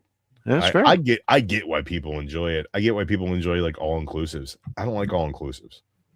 Oh man, my No. dream is to go to a Sandals. So I like my Instant family hosts. does Disney a lot, and then we stay on property and like stay doing Disney stuff. I need to take a couple days to get out of that bubble. Even like if we're doing Disney, I need to take a day to just go do some shit around Orlando, or Yeah. just like check out some local spots and just take a day and chill, because like the all inclusiveness of it is just like it's a little too homogenized. Yeah, okay, that's fair. I like that. So I feel like everything you're like, oh, a cruise ship offers this, and this. And it's like, yeah, but if you go to a city, all of those things are also in a But then I have to city. move around, and I hate traveling. That's logistics, pain in the ass. I've had just as much fun in a strange Uber with a weird driver on a vacation as That's I fair. have doing anything that has ended up on either end of that Uber. So it's like, Yeah, but The- like on cruise ships, Drew, like because like you don't just stay on the boat. Like you go on these cruises and they hit these different spots, and you get off the boat for the day, and you go do like local excursions and stuff. Go look at ruins, go snorkeling. You just travel just to the do interior, fucking down and go, zip like- lines in the jungle. Well, no, and you can just travel to like one that we fucking did. swim with dolphins. I've been or- on a couple. This one we went to when we went back to Cozumel, we opted just to hop on a little zoot and just pop around the island, and we were just hitting little shanty bars on the beach, local spots. We didn't even do anything associated with the cruise, and just went. You can do shit. No, I don't have a problem. Yeah, with but they don't any want of that. you to do shit. They want you to My They stay want problem they want your is money. spending 3 days sleeping on a fucking boat in between those things. That sounds awful to me. Oh yeah, you don't. You know, being rocked gently to sleep doesn't. It's like a big waterbed. Oh. No, waterbed. I slept on a waterbed in the 80s. Ain't nothing like sleeping on a waterbed. Trust me. Horrible invention. But anyways, Freddy Krueger loved it. I am looking forward to this next month. We're going down to WonderCon, where it's across the street from Disneyland. So we're gonna pop in there. Well, we haven't been there for years, and so my wife's going down with me, and we'll go check out the. I haven't seen the Star Wars land, so we'll go check it out before they go change it. It's fine. Before they change it to what you actually want it to be. Right. Yeah, but you know, I can say I see it in the original format first before I go back and see it again in the new format. You could come back with complaints and happily say, but next time I go, it'll all be fixed. Hey, the Star Wars land will never all be fixed. Bro, they're What's your renovating favorite 70% of it to reflect the original Star Wars pre-Disney era. Which is exactly what they should have done in the first place. But the problem with that is they're still 30%. Yeah, there's still 30%. And the problem with it isn't that it's the wrong era as much as it's pretty barren. Like there's not enough to do there. There's the marketplace where there's food. Yes, 2 rides, and then there's shopping. And there's 2 rides, and then there's just like places to take pictures. And those places to take pictures are kind of fucking boring. I'm gonna be real. Like, it's the first time you walk in there, you're like, oh, this is cool. You stand around and look around for a couple minutes. You know, there ain't shit here compared to what they did with the Avatar stuff, and compared to what Universal has done with the Harry Potter stuff. The Star Wars stuff is very underwhelming. I just want to go and see it. I think that what I really wanted to do, but I never wanted to pay the money, was I thought the Starliner thing that was going on down there would have been a much more interesting experience as a Star Wars fan, because of the total immersiveness aspect of it. But the prices they were asking was so ridiculous that it's no yeah, exactly. But so I'm just saying, one day, my wife and I are going to go there for one day. We can walk in, go see those elements. We'll go hit a couple other places. So we honeymooned there when we first got married and stuff. We haven't been there in like a long time. So it's like, hey, you know, I'm excited for that. So it'll be cool no matter what, just seeing all the new stuff in there. Yeah. Did you ever ride the Tower of Terror, Rob? Nope. When I go to Disneyland, there's like only like a couple rides that I even care about riding. I appreciate I enjoy walking around and taking a look at the nuances that go into the theming elements throughout the areas and the attention to detail on some of the different things. I, as somebody who grew up working in amusement parks as a young kid for many, many years, and I became aware of that type of stuff as I moved up within the management stuff in those places back in my young days. I really appreciate when I go there. Disney is like the mecca when it comes to that kind of level of theming and intricacies, and I love looking for all the details. Well, maybe it's not, but you got to go to Epic Universe. I'm telling you, it will blow your but still mind. To me that it's a lot of fun doing those types of things, and I'm just gonna, and that's what I'm just, and one day is all I need for that. If you're gonna be in Orlando and you want to experience, I wouldn't go to Orlando. That's Florida. Why would I want to go there? It's hot and humid. So here's what you need to do. You need to go to Orlando and you need to go to Epic Universe, because the Isle of Berk, How to Train Your Dragon Land, is the most immersive, well themed, well thought out amusement park land that I've ever experienced. We went there thinking, oh, Nintendo is going to be great. Oh, there's another Harry Potter world. We want to ride the badass roller coaster that killed a guy, which, by the way, best ride that has ever existed. Fucking ever.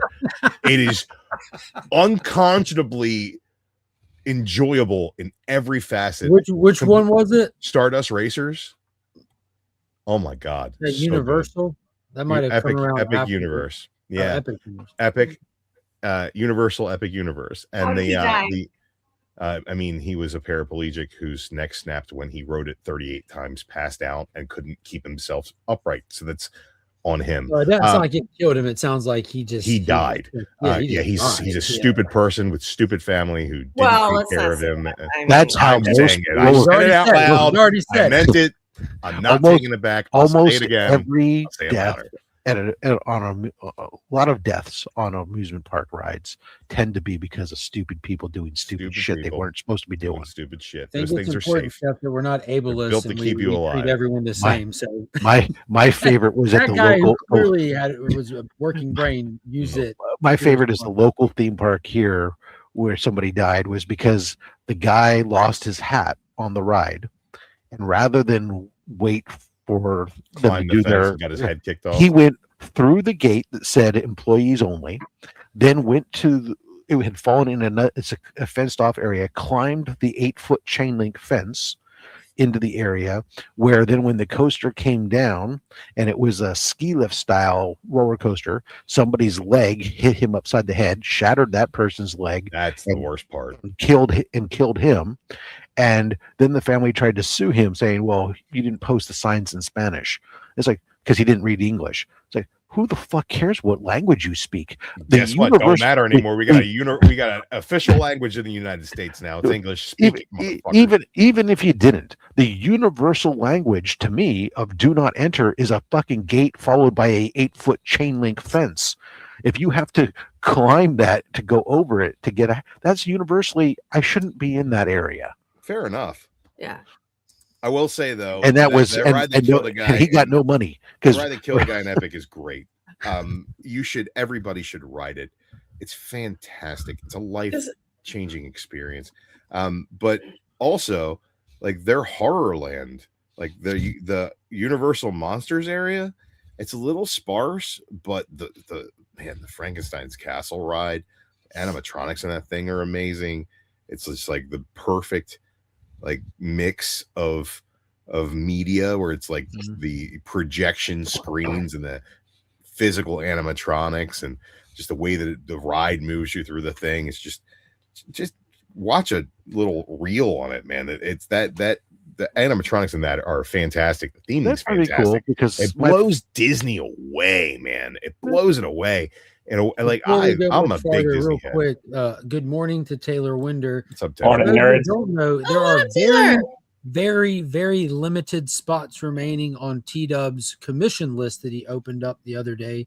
There are out on Instagram or what have you to get a custom piece done. You're Mark. I don't have to say myself. Goodbye. No. Right there. Have a good one, buddy. No. You guys remember what happened to Fabio on a roller coaster? What happened to Fabio? I never paid attention. He hit a bird. He got hit he by did a lot of cocaine. He got hit by a goose on the roller coaster.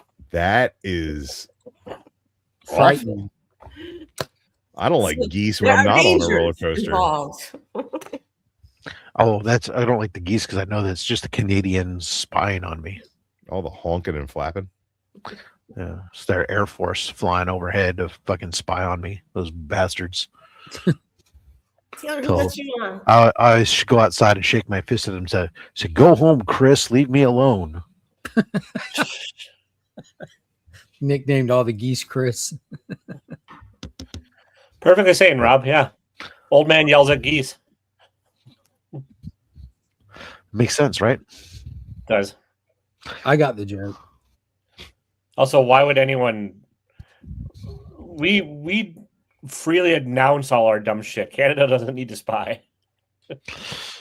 Yeah, you know, they're curious because they looked at the satellite imagery and saw the canopies that block the view. I get it. We're like down into my backyard, so they're trying to get close up view to see what's going on underneath my canopies. Oh, you mean Epstein Canopy Island? No, none of that. No, it's landlocked. It's the only difference. There's a lot of differences. It's geography. That's the only difference. Everything else, to the letter, the same. Rob went to his contractor. Epstein has it. I want it. I showed him on the comic book. So yeah, I want to go to Casa Mara, Ramo.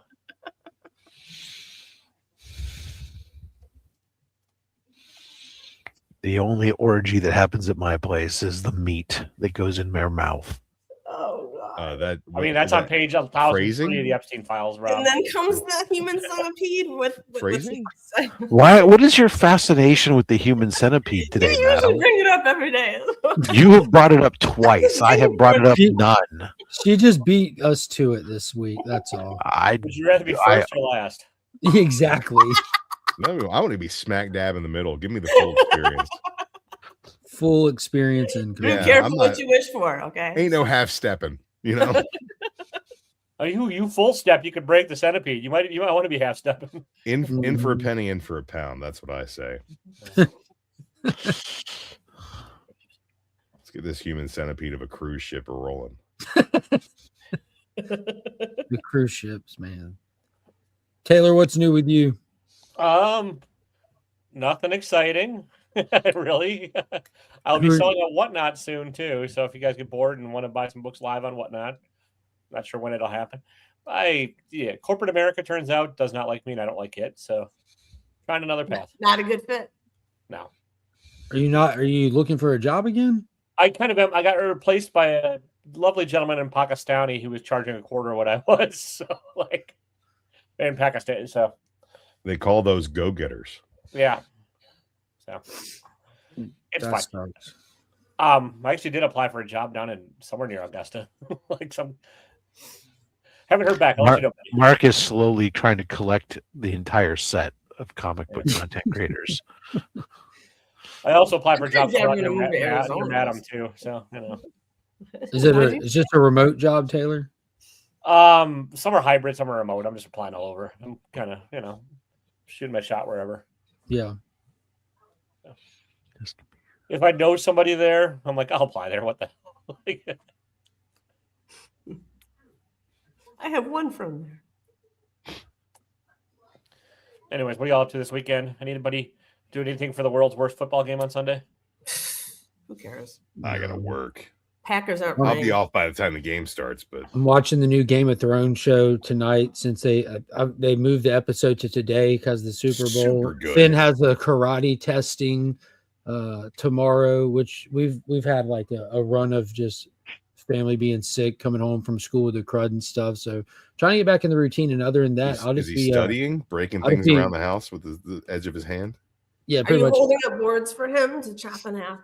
No, they have like rebreakable boards for practicing. But other than that, I'll just be hanging out in conspiracy theory land because that's like my favorite pastime is like everyone's new favorite pastime now. Like it's awesome. There's so many new people to talk to. Every time you walk past Finn, do you trip him and you're like, sweep the leg. No, he does it himself. Nice. Yeah. He attacks You're me. just saying he does it himself. You're just you're beating the shit out of that kid, and you're like, oh, No, he keeps bringing the challenge. Like we fight hardcore. This household, we love a good Royal Rumble every day. See, you when better I'm be with careful. you. One day he's gonna hit you with a Hurricane Rana out of nowhere, and you're gonna be like, what the Or do they? We've had those conversations every few weeks. Like, hey man, you can't hit so hard. You're getting bigger. and he's like, okay, Dad. Turns around under his breath. He's like, pussy. Yeah, exactly. What's up, girl? The local diviest of dive bars near me is having a soup buffet for the Super Bowl, and I would just recommend Golden Corral before you go. It sounds like a much better sign for an event than it actually sounds like a good event. Like a buffet of soup. I mean, what's a little shared chlamydia? Chlamydia via clam chowder. Yeah. Ugh. Oh. No, How many thank people you. have chili for Super Bowl? Probably quite a bit. Is that tradition? Anybody? But soup is not a meal. Soup is a part of the meal. No, but chili is a meal. Yeah, chili is a meal. No, chili is a soup. We've No, chili is a meal. No, chili is not a soup. Chili's closer to a stew. It's Yeah, a meal. We have fully gone down this rabbit hole before. A real chili is technically a meat sauce. Yeah, it's a meat dish. Well, if you're in Cincinnati, or then you have the weird world. They don't have chili in Cincinnati. They put on spaghetti and it's delicious. It's also got cinnamon in it. It's Yes, disgusting. which is also delicious. Skyline chili is a reason for ethnic cleansing.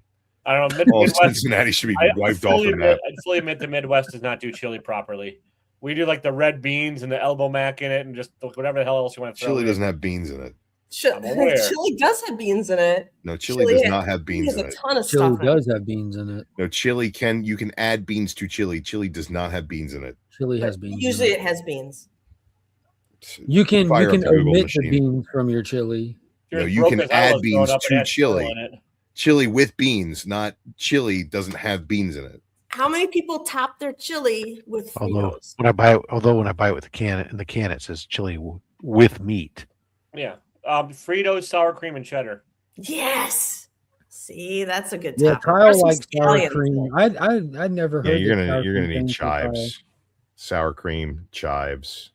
I just like take the jar of cheese and a can of chili and mix them together. Yeah, I just There- like putting a there's little this- Avocado is shredded good cheese too on on that. it. There's a spot in Fells Point in Baltimore called Max's, and it's like their claim to fame is they have like 196 taps. Of And- chili? No beer. Oh. Their chili is very good, not great, very good. It is served with this deep fried cornbread, which might be the greatest thing I've ever put in my mouth. That sounds amazing, actually. And I've put a lot of things in my mouth, It's true. but I guess it's almost like Sara Lee cornbread that I'm pretty sure that they've got to like portion and freeze, and then you just drop it in the fryer, so it's like nice and warm on the inside and crispy on the outside, and it's deep fried cornbread. What like Sounds like how- crack. how have I not? How deep how fry is it this in not my chips. idea? Yeah. Without beans is spaghetti sauce. Spaghetti sauce doesn't have chili. in No, it. you're wrong. No beans is traditional, authentic Texas chili. It's made without beans, focusing only on meats, waters, chilies, and seasoning. With beans, home style is especially common in many other regions, especially as a filler for added texture. Regional differences exist. While Texas holds the line on no beans, other regions like Oklahoma and New Mexico frequently include them. Has anybody ever said, "Give me that great Oklahoma chili"? No, but I do like Case some closed. white chicken chili. White chicken chili is Ew. not chili. No. What is it then? It's chicken. It's like red clam it's, chowder. it's like southwestern chicken hold on. stew. Clam chowder, there's no debate. The first The only red or the fucking- white? It's only one. It's It's the only only It's only New England. Manhattan is fucking bullshit, imitator Disgusting. bull crap. Yeah. Yeah, Yeah. it's whatever they have left over Give me in that there. white That was creamy that was an Ace Ventura reference for those of you that missed it. The red or the white? What's the password? New England clam chowder. chowder. Is it the red or the white? Shit. I'll have the soup du jour. Yeah. What's that mean? Then he sings with Cannibal Oh, The Corpse. soup of the day. Mmm, sounds good. Holy shit. No, there you are. Now, what about like a chili cheese omelet? I No, don't you're do just oat. going crazy. What I think the No. only other way you You've can do never chili been to a would be a Midwest baked diner, potato madam? with chili on top. Have you never been to a Midwest diner? It's a breakfast staple. No, I- I've never even I- heard of that before. I loathe the Midwest food. That's why she's in How the do you hate fried Southwest. cheese curds? Huh? You hate fried cheese curds? I dislike them. In fact, What? I grew up hating cheese so much I wouldn't even eat pizza when I was little because I think all this stringy cheese Therapy was Christ. That's why she's moved to the Southwest. She's a taco girl now. Where everyone just eats Roadrunners and calls it Yeah, a and in day. the Southwest, they have authentic tacos without cheese. Yeah, on them. quail hunting right outside my Yeah. house. And hear people on the weekend. You have to chopping quail. ask for your taco to have queso. Listen, Oh, man. there's two things. And then I'll they have look at you. tacos with like just the meat, cilantro, onion. Yeah. Delicious. The street tacos are fabulous. Yeah. You know what's also goddamn tasty? White people tacos. They're Taco called Bell? real Ground beef, tacos. lettuce, You're a tomato, taco cheese, server, and sour They're cream. called real tacos in America. They're called Yeah. real tacos. They come with lightly seasoned ground beef, Exactly. shredded cheddar cheese, probably mild. Probably and- Kraft. And the next day, lettuce. that ground beef is getting turned into chili if it's not all eaten. So On a crispy So- corn tortilla. so wrong. So What right. about Bura? Bura tacos are right. so good when they have them all Bura is soppy. and Bura is everything. great. Yeah. Yeah. Authentic tacos are great. Real tacos are also fantastic. You know, I recently actually, because I grew up on what you're describing, and I remember I recently got some taco shells and made some. Like I remember growing up, and I couldn't stand them. There's not. They didn't change, Rob. You changed. I think. Well, I think part of it was like if I'm going to eat that style taco, I've gotten used to Taco Bell, and so it was my mind was Taco Bell, Del Taco, the two top taco restaurants in the world. But what they call a taco is what a taco is. Taco That's John, just how that works. But I would much rather enjoy a nice set of good old traditional street tacos. Yeah, they're both delicious. What about I'd rather go to a taco truck and get some what is a walking carnitas. Taco? You just take a bag of chips with shit. A bag of chips like Doritos or Fritos and dump all the taco stuff in it and eat it with a fork while you're eating the chips. It's delicious. It's the lazy debatable buffet that every house party sets up for drinking people in their 40s. Those are just called nachos. They're lazy. Yeah, it pretty much is nachos. You got to spread it out on a fancy plate. But the thing is, it's nachos. But instead of getting plates and bowls for people to make their nachos on, you just get a variety pack of Doritos Frito-Lay box, and then everybody opens up their Cool Ranch Doritos and puts the meat inside there and cheese and sour cream or whatever, and then you just eat it with a fork. And you just throw your bag of chips away. And then Southwest Stephanie up here judges you. Southwest Stephanie. Listen, just because I don't have speed limits, change daylight savings time, and have constantly sunny weather, you don't have to hate me. Yeah, but but you have water. I don't hate you, but you hate cheese. I didn't hate cheese. I do. You don't have the thing that covers 78% of the planet. Your mom. Yet somehow I managed to get it bottled just fine. Good morning, Bleecker.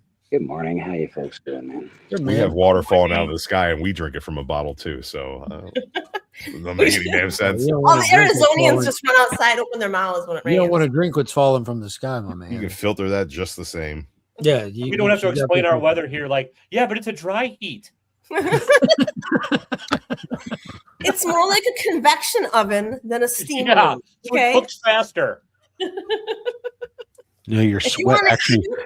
What the difference is, our sweat actually works. We get sweaty here too. Yeah, but ours works. Yeah, it doesn't work here. You think you're sweating before you're sweating here. You're like, wait, that's not my moisture. Where's this from? Look, if my ass wasn't swampy, I wouldn't know it was August. It's really all there is to it. You gotta use these indicators. Dry heat, I ain't climbing in it. Yeah. You just get used to it. Look, I like seasons. We're gonna get 2 cool weeks of spring. We're gonna get 2 awesome weeks of fall, and then it's just gonna be frozen or on fucking fire. That's the way that Maryland works, apparently. We've got seasons. We have dry season. Oh, we'll be frozen from late November until early March. We'll be frozen, and then it will be very, very cold until the end of April, and then there will be like 3 rainy months where there's 2 good weeks of weather in there, and then that sounds horrible. It's all right. We've got sunny season, dry season, and I think it might rain season. Yeah. We have and then when everything catches on fire out there, you wonder why you can't put it out. I don't have a problem. I don't have fires here where I'm at. We've got frozen tundra, about a week of pleasant spring, mosquito season, skater season, serial killers galore. Yeah, about a week of pleasant fall, and look at the leaves changing color, and then back to frozen tundra. Lots of alcoholics too. Well, yeah. People seem to think that, like, There's more bars in Wisconsin, I think. Fires happen every time you turn around everywhere, but they're usually, most of them are out in the middle of nowhere. It's just the lies of the liberal media. No, it's it's actually the converse. It's like the fires happen, but forest fires happen all the time. everywhere you go. So the people get affected by them because people built out expanded out into the forests, The and issue so is those forests aren't properly managed for fires. that may be as well too, and it may be that it's part of it could also be that the seasons are affected differently, and it's drier, the trees become more of this, all that other fun stuff. But at the end of the day, 99% of that occurs out in the middle of nowhere. I watched a great documentary on the Palisades fire called Into the Fire, a true story. It was really good. I recommend everyone watch it. Is adding a true story to the title of a documentary like just kind of redundant? It makes No, it makes people think. It No. makes people believe it versus realizing that it's just made up bullshit. No, it's not a documentary. It's a movie based on a true story. Oh, okay. Like a Lifetime But movie? it really, they're trying hard. It was really good. It's like Star Wars, a true story. Because we all know like the horror of the fire in California, but it's different when you hear personal stories and stuff. Look, I mean, my sister, her mother lived in the town of Paradise, California, which got wiped off the map not once but twice. But it literally is built in the middle of the fucking forest. A lot of places are. Yeah. There are a number of places built in the middle of the forest that don't spontaneously combust. Well, they don't spontaneously combust, and that's the thing. Is a lot of it had to do with the electric facilities, transmission lines, stuff. The way that they're done. Those homeless people starting fires. Yeah, I was about to say they determined that was this recent one from last year, whatever was started. A lot of them have been tied to the power companies aren't maintaining the lines, and the lines are hung rather than buried underground because it's cheaper and easier. They don't maintain them. They don't look. I'm not buried underground either, and they don't have the proper monitoring facility. So these things spark a lot of them as well too. But all the buildings in our city, but hey, all the fires in our city are caused by homeless people. It's not people that can't make money, and it's not people burning down their own buildings. That's what the news tells me, and that's what I believe. Here's what I know. Some regions have hurricanes, some regions have tornadoes, some regions have this.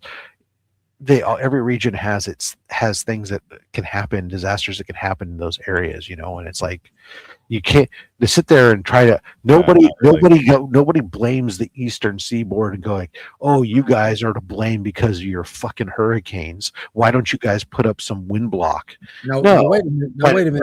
Out here, last year, after having a run of years consistently with high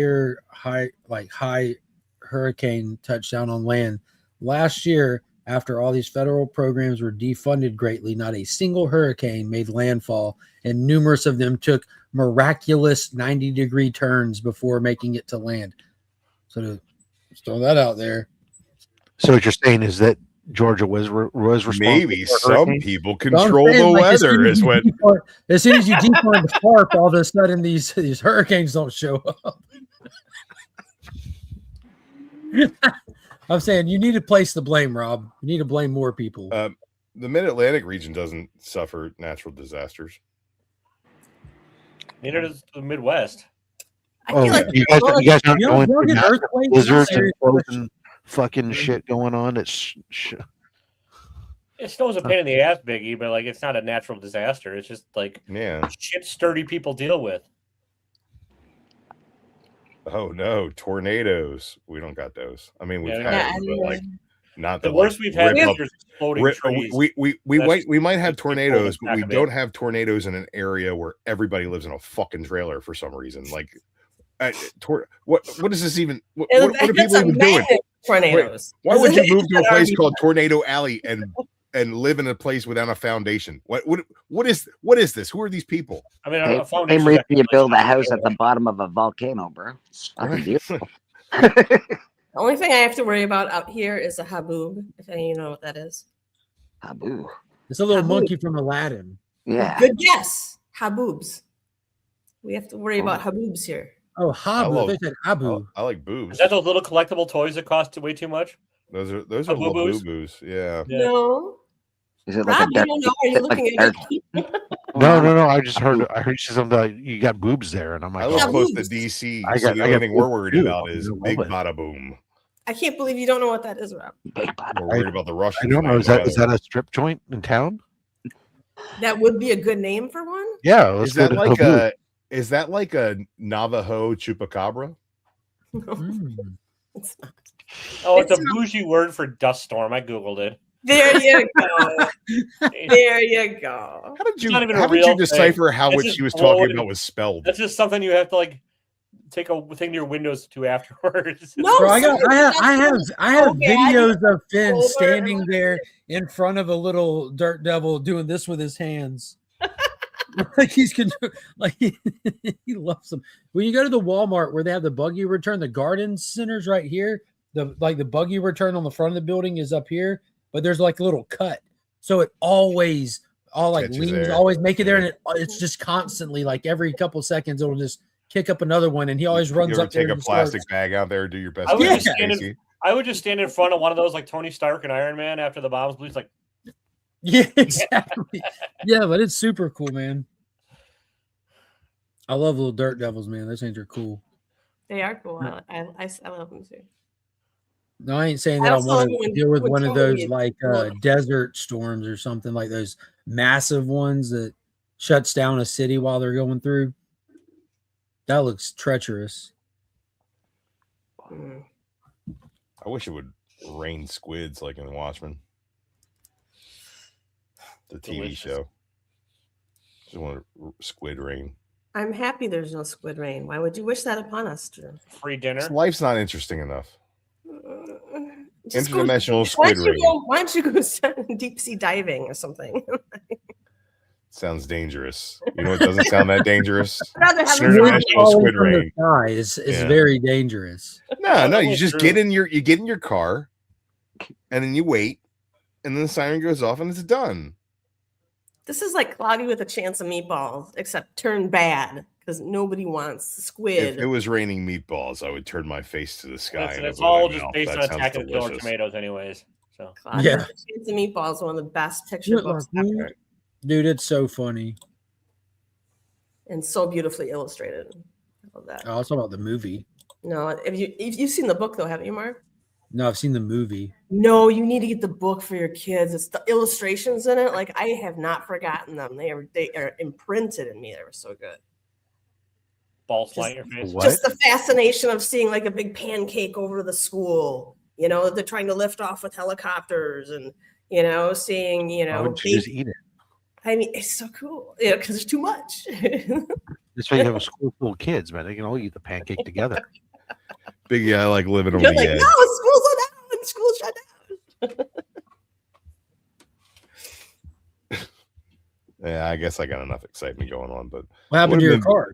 my The axle wheels died. broke while I was driving down the highway. He wasn't here when we were talking about that. Oh. He stepped away. Yeah, Yeah. we're lucky Drew's still with us. I bought a new Oh, car man, because we all I totaled my define luck truck. differently, Stephanie. Well, I guess Yeah, we no. do. No, I totaled my truck. I was driving about 40 down a 2-lane highway, and my axle broke and swerved into oncoming traffic. Got myself back onto the right-hand shoulder on 3 wheels and the corner of the frame of my truck dragging on the pavement, and yeah, had to buy a new car. And now Drew is going to church. And now you have a sedan and religion. I know. You know what? I know atheists and assholes. I had myself a little heart attack and a little prayer session right afterwards. Did you change your shorts? At least you're honest. No, I'm still sitting in them, Oh man, and I never did change my pee pants. I'm still sitting in them. Still sitting in them pee pants right now. Gee, show me Rob where- asked me if I peed my pants, and I said, "You got a lumpy butt." he's always where the Pampers is. Yeah, blow me where the Pampers is. No, I completely was very reflective in the moments right after my near death experience. But Did yeah, everything now slow that I'm down? alive, Dude, No, everything went slow really down? fucking fast. It scared the shit out of me. Nothing slowed down at all. I wish it slowed down. I'd have had more reaction time. I'd have been calm. If everybody slowed down and went to like Matrix mode, I'd have been like, oh shit, I got this. But instead, I was like, ah! With full fucking speed. God, that's so scary. Yeah, I scared the ever living hell out of me. I was on the phone with my boss, you know, telling her I wasn't coming in because I was on my way to work. And she's like, "Are you okay?" I was like, I think I'm still actively having a heart attack. It was palpitations for quite a few minutes. Man, what this guy will do to get off work, Jesus, bud. Dude, it sucked because I went in last night. I went in and I had everything I had to do on Wednesday, on Thursday too, and Thursday's my day of big shit to do. So it's like I put myself behind the 8 ball, so I had to bust ass and then I lost a day of PTO out of it, but I had to bust ass afterwards. So it's like I worked twice as hard and caught a little bit of overtime, but I won't catch overtime for it because PTO doesn't count towards accrued overtime hours. So yay, there we go. So that was something I was excited about. This is the year that I had to pull myself, make sure I have my overtime stuff, getting money back for all the overtime I worked this past year. That's nice. Yeah, tax free, baby.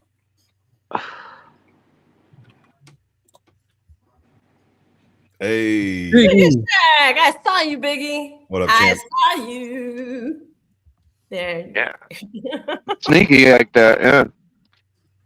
I have to plug in my phone before. I like to say battery runs out. I don't like saying that. But what? No, you're absolutely right, babe. You know that. Bleak, do you watch the Super Bowl? Do you football? Depends who's in it. I probably won't watch it this year, but I might. I don't know. It's fun. It's always a fun party, whenever I've gone to a Super Bowl party. I'm not gonna kick it out of bed for eating crackers or something, but if I don't watch it, I'm not too upset about it. Did you guys hear they're developing a Texas Chainsaw TV series? I did. Yeah, that's cool. Awesome, man. I'm just gonna watch the Truth Social or whatever halftime show. Oh, the halftime show. Jeez, I can't make any jokes about halftime shows. Who's going to be at the Truth Social halftime? It's not that, but it's the Kid Rock one.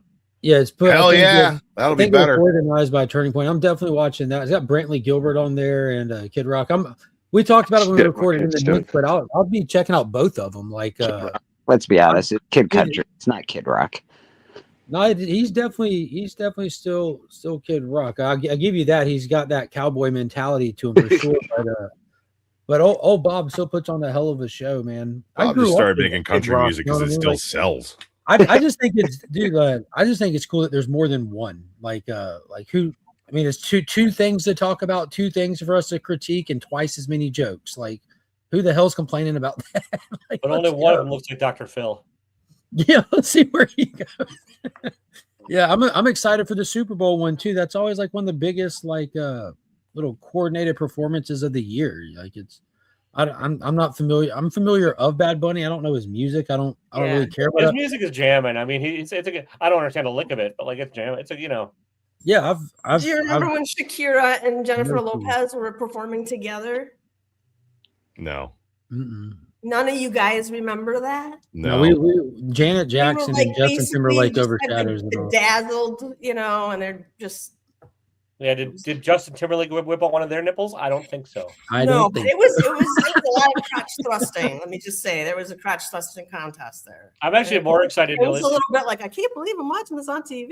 I want to hear Green Day's pre-Super Bowl stuff, which I didn't even know pre-Super Bowl music was a thing until this year. But Green Day, dude, I love their music, and they get insufferable because he always has like a speech, or he's always bitching at the people that are putting on the show while he's doing the show. Like, yeah, you don't get more punk rock than that. That's England, I think. Green Day's new arena rock stuff anymore. is It's not kind of me, embarrassing. but like I'm embarrassed to say like, oh yeah, I want to go listen to Green Day. Like I don't. It's like when Axl Rose back in the day, like Like, do you even have confidence to buy a ticket or tune in? Is he even going to show up? Is he just going to Yeah, not anymore. No, Like, right. that's how the guy. That's how Green Day is. They're just going to get up there and just bitch and complain or not perform. Like, they're weird these days, dude. Like, I don't know. Yeah, that's what I want to see. Okay, yeah, fair enough. Fair enough. Retirement age liberals get very strange. That's what heroin will do for you. It was meth. Yeah, Billy I Joe definitely, is a I meth definitely head. like their music though. They kick-ass music for sure. They have had a very eclectic catalog for as pop punk a band as people kind of pigeonhole them as. I am not a fan of their like call and response, hey ho, arena rock stuff that they do now. And apparently it plays well live. I haven't seen them live in a number of years. Colin, if I you're can there, assume that Colin it does response because is it's probably like kick-ass. it's in a stadium. It's like the part. Like okay, everybody's gonna do that part. Man. But, That'd, like, that'd be a blast to be at that's live. it's not so much for me. I like a lot of their older stuff. I like a lot of the stuff they did that kind of hit their evolutionary like arc where they started to mature before they did the rock opera stuff. And You sound like every old man talking about every band he used to like ever. Their old That's stuff true. is so much better. But here's the thing: is like I have a nostalgia for the Green Day period that like most people don't care for. It's like that you had the early Green Day stuff that was like their reason for breaking out. Then you had the American Idiot stuff was their reason for breaking huge. Don't forget Dookie. Dookie broke them huge, wasn't it? Right, Dookie broke them out, right, and then they had a couple of albums where they did really, really well. Yeah, and then like Warning is probably my favorite Green Day album, and it's probably one of their least celebrated. It's just it's different. You can tell that they're doing something different, and that's what I like about it. But it's like it's not when somebody say, "Oh, the top Green Day albums." If you were to rank them, my favorite Green Day albums are probably at the bottom of that list for most people. That's just like kind of where I fall into what I enjoy about their catalog. I think Prince had a really good halftime performance. If you guys remember Prince, and he had a big curtain. Prince. Never heard of him. It's this guy. Cymbal Man. You remember Cymbal Man, too. Stop it. Yeah, you remember him. He rocked. The man with no name. Awesome. I think Prince is thoroughly overrated. Anybody wants to fight me in the street, I'll fight you. Okay. I'll fight you right now. He's very musically talented. He can play any instrument. I'm not a fan of his say a lot catalog. of ridiculous statements, but that is by far fucking overrated. Listen, yeah, his overrated. The Super Bowl show he did, like when he did Purple Rain, it literally started raining. So just put that in perspective. The man can control the weather, right? That's how good he was. He's still alive. Let's get, hey, I'll fight you not for touching fun. It won't be fun. I bite. You just got in an accident. I think I'll be all right. Yeah, I got in an accident, but if I fight you, it's going to be on purpose. No, I just think, Prince is like, oh, one of the greats. Like, I get it. Yeah. He's very talented. I just don't put his music up there as like something that I would put on a regular basis. I just don't. About the I understand that. I'm going to put on a bunch of Prince today. How about the Michael Keaton Batman soundtrack? Does that not do anything for you? I think that the Michael Keaton Batman soundtrack is funky and upbeat and peppy and does not match that movie whatsoever. It might be the worst paired soundtrack to a movie of all time. It fits the Joker's scenes very well. I think for the first time ever, I kind of agree with Drew. Like, there you go. Hey, you had to be right once in a while. I agree with the sentiment. It's 2 hours and 18 minutes. Like, and 6 I agree with the seconds sentiment. stream, Like, so you know. Steve Vai's a fantastic guitar player. I don't ever need to fucking listen to him. Like, it's just one of those, like, not my jam. Well, here's the thing: is I also like I put Hendrix kind of in that same realm. Hendrix, undoubtedly talented, undoubtedly a fantastic performer. What stage presence, right? But like, what song did he ever fucking write? And on He top just of The that, Hayes. Yeah. it's It's not Story that of good. Watchtower. It's not that good. And on top of that, it's like He when wrote you the put national somebody- goddamn anthem. Voodoo Child, somebody- dude. Come when you put on, man. somebody on Voodoo such a Child. high shelf, right? Voodoo Child, yeah. Then you have to put them up there every time, and I can't. In my mind, I can't put them up. That's Just the 'cause thing. you don't Problem like being listen- overrated. Because I don't think he's not one that. of the best ever. I don't think that say that. Prince sucks. I don't think that Hendrix sucks. I just think that they're not as good as that people rate them as. I bet you think Michael Jackson kind of sucked too. I think Michael Jackson had eras You have where to he was qualify that. one What of do the you mean when you greatest say artists of all time, and he also had eras where he made unlistenable garbage, and people went, "Oh, did you hear the new Michael Jackson? It's great," because they thought Michael Jackson did it, so it must be great. It wasn't great. Well, it was the music videos helped. They were What's awesome. the thing? It's like the I'm black, Rolling I'm Stones. white, I'm black, I'm white. The Rolling Stones, Look at that right? one. One of the greatest bands of all time. But they also have giant swaths of their catalog where like nobody bought that shit. Yeah, man. They It's- started. They You live Rolling long enough, Stones everybody hates started you. Dark country. Knight. Go back and listen to a country album from the Rolling Stones. You'll find them. They're there from the '60s. They're fucking country. If I ever heard country, They're twang, well put twang. together albums. But it depends on what you want out of your music, and this is all a matter of opinion. And I just feel like when you look at these things and you set them up, and people are like, "Oh, this is an artist that needs to be celebrated." Not everybody needs to celebrate that artist. Not True, they everybody can't all likes the be same thing. Silverchair, for God's sakes. Or Nickelback. Wait for tomorrow. Bro, I love Nickelback. I'm afraid to Silverchair, admit Australians writing I know songs you do, about Mark. bulimia. it. How I have- manly. I have a story. I was waitressing one time, and I was waitressing at this Is old that couple obvious? table, right? And we have music playing at this restaurant, Wait, and it's it's a checklist. Jimi Hendrix playing the Avatar, Star Spangled Banner, right? And Golden it's Corral. on the radio, and I go over to the table, and they look at me with like evil in their eyes, and they said, "What is playing on the radio right now? What music is this?" And I'm like, What type of music is this you're playing? I think it's Jimi Hendrix. And they're like, "Can you turn it off immediately? This is disrespectful." I "Okay, agree. yeah, thank you, I will. His And version so of All on the turn it Watchtower is off, you know, disrespectful. No, it's not. Good God. God. awful. If you cover Bob Dylan and Bob Dylan still did a better job of that song than you did, you're not that great. Sorry, that's the way that works. It's called math. It's called meth.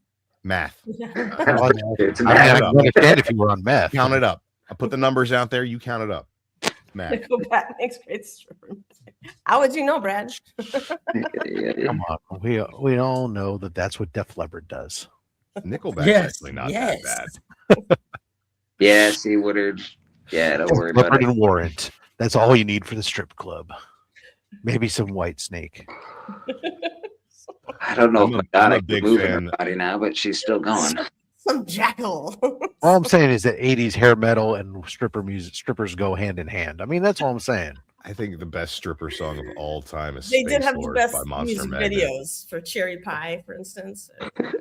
Space Lord by Monster Magnet is the best thing to watch titties jiggle to. I'm sorry. It's the Watch fact. titties jiggle too. That song's not even that great, but if I can watch some titties jiggle to it, I'm in. What cover song? Wow. Taylor, have you painted anything lately?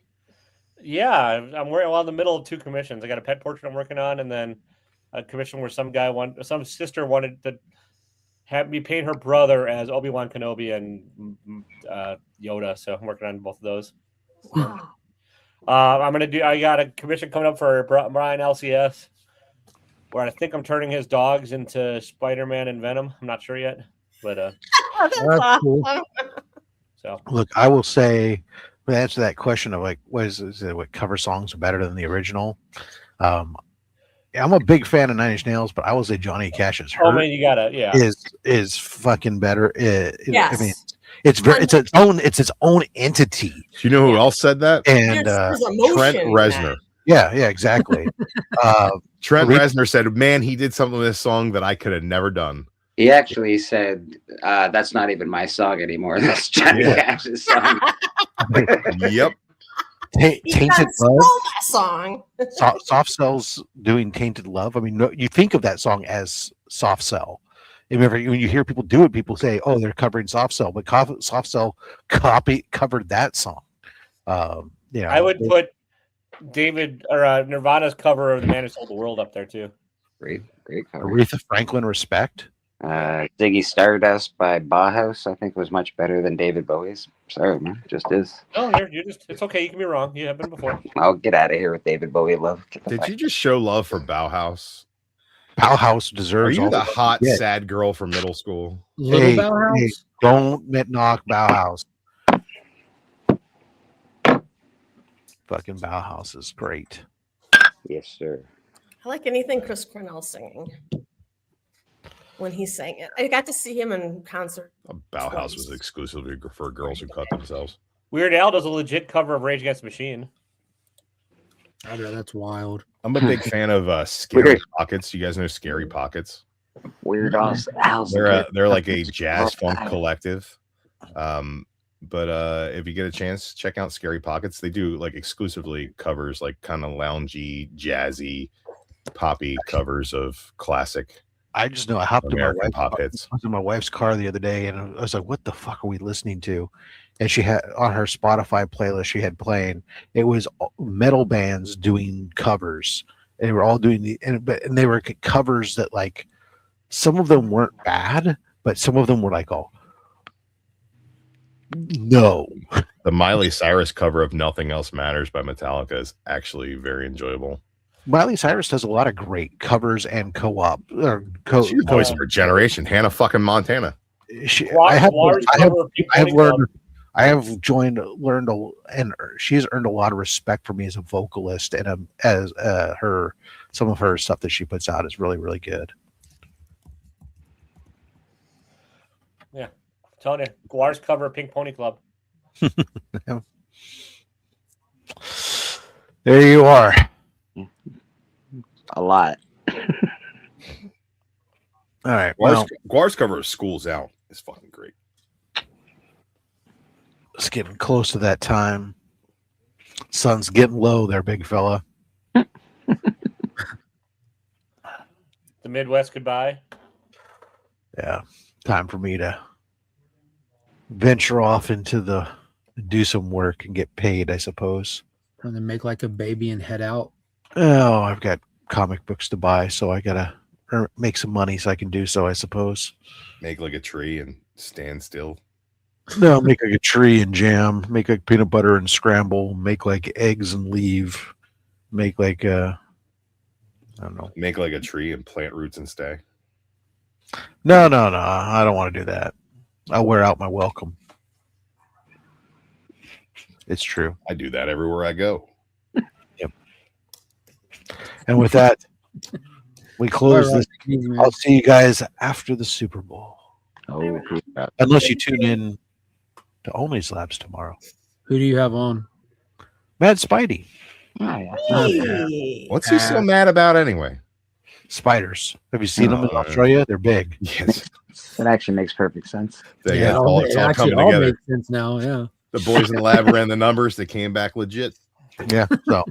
So yeah, he'll be joining us Saturday, and of course, tonight I'll be over on the low grades. But Boom, smoke bomb. Any of y'all collect physical media? Still buy movies at all? Movies? No, I haven't bought a movie. Movies, I I don't. just sold my movie collection at one point in time, and I used to have a huge DVD collection, and I just can't do it anymore. I tried to start a record collection and I couldn't. Like I couldn't wrap my head around some of the prices on vinyl. That it just really made me nervous about spending that kind of money on music that I already have access to. Yeah. And I Especially love. since I don't have a really good hi-fi for my record player, so it's like I'm just playing it through a Bluetooth speaker anyway. What the fuck? What's the difference? So I figured like maybe I'll go in on a high end stereo at some point and change that. But I got a tiny record collection, but you're right. It's very expensive too. there are so many long boxes in here that I don't have room for anything else. Well, I'd say the only like physical media that I collect, I don't collect anymore, but I have is video game shit. So I do have like a fucking Wii, a Super Nintendo, a Sega, PlayStation 2, Xbox, Atari, and the physical games. Does that count, or am I fucking making? Yeah, I don't know. that counts. I was big on buying physical games until probably about last year. And now if I can just download it, I just download it. Like digital's, it's just so much more convenient for gaming. Especially for like modern games. And like when you got nostalgic old games on your console or your PC, it's like so much easier just to have it all in a digital library. But man, I do have a ton of boxes of cartridges and old PS2 games, and all my Nintendo 64 stuff is still around. So I guess I do collect some of it, but I don't ever purchase new stuff. Just comics, man. Just physical comics. That's what I collect these days. Too many of them. And I have too many of them, but I'm still buying more of them. It's not a rational decision to keep. But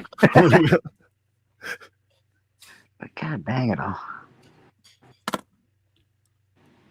I do the action figures too, so I've got. You buy the shitty ones. I dabble. No, I buy the real ones with articulation. The real shitty ones. The real shitty ones. I used to get cool fucking action. You get some good ones. Yeah, you got some good ones. Yeah, look at that one. Hold on. Came from a comic worth reading.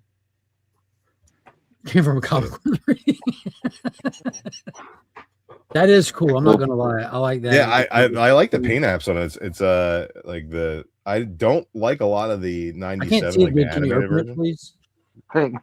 I will open it. Yeah. Oh yeah, you're an out of box collector, aren't you? Yeah, I don't give a shit. It's just not open because I haven't opened it.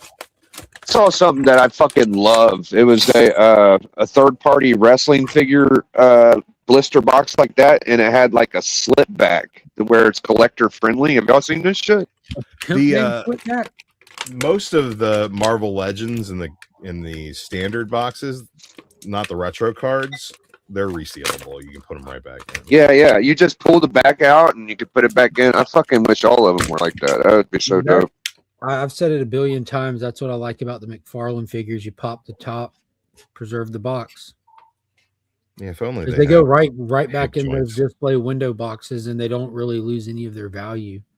So if you want to eventually clear them out or need to turn them into money, you still can. Yeah, dude, I love Cable. He's such a cool character. That looks really good. Yeah, it's really smart looking. The weapons look really nice too. Yeah. Blast effects.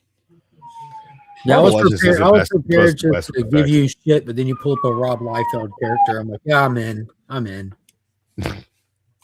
I got another really cool fucking toy sitting here. Maybe I'll open him up.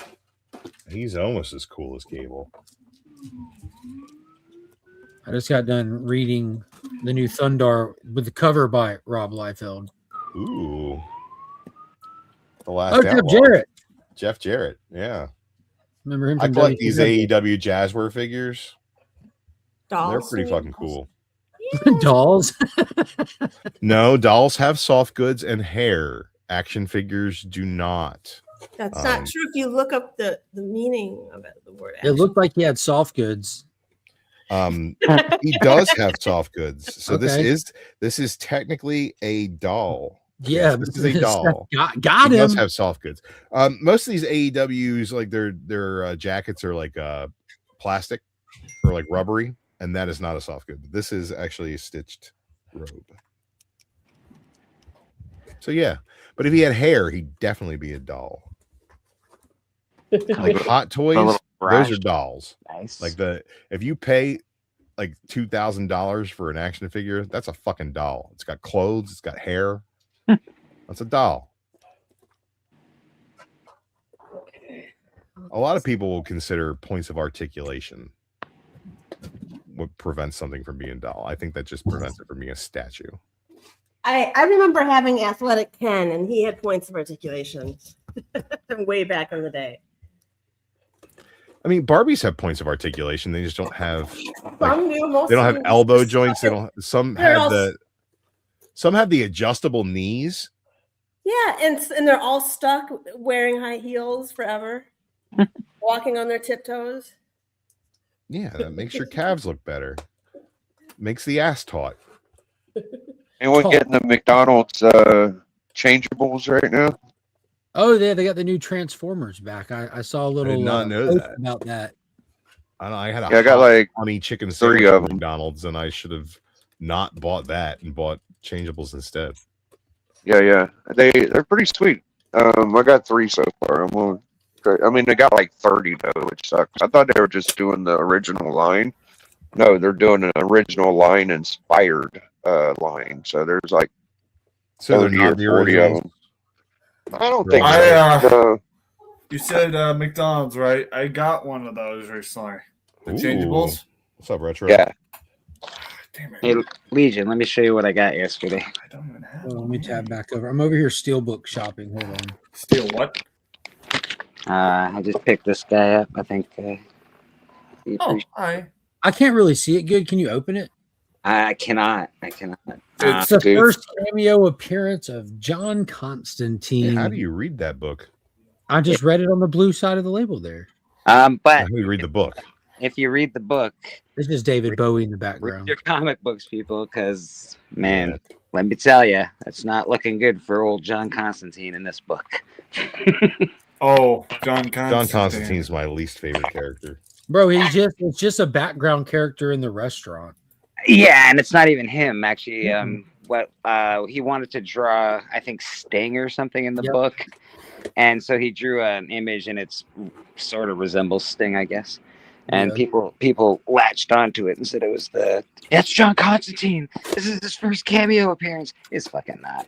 The His fucking first heart- cameo. Hold on. By Sting, do you mean like the singer Sting or like wrestler Sting? No, the singer Sting. So Just in wrestler 1980s, Sting. just You're the the stinger. crow walking in the Oh, background. wrestler Sting. It's just No, the famous pop singer from the 1980s. Joker Sting from TNA. Exactly. All right, get me out of here. Good.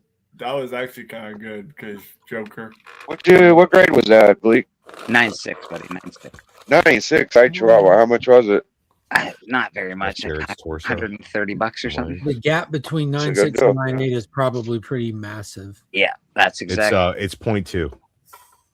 I went to. That's why I got a It's 9.6. Well, It's actually not that massive. It's just It's pretty small. a 9.8 in the first John Constantine when I was buying it was going for like 1,200 and something, and a 9.6 was going for $400.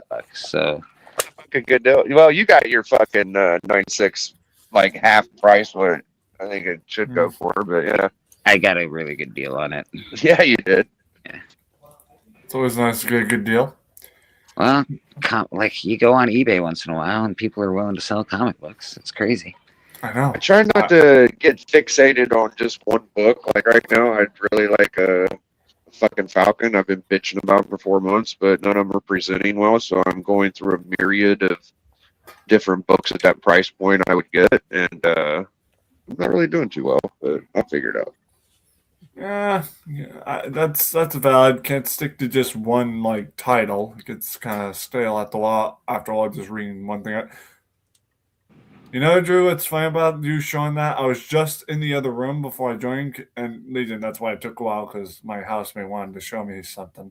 I don't forgive you. Did he call you slap nuts?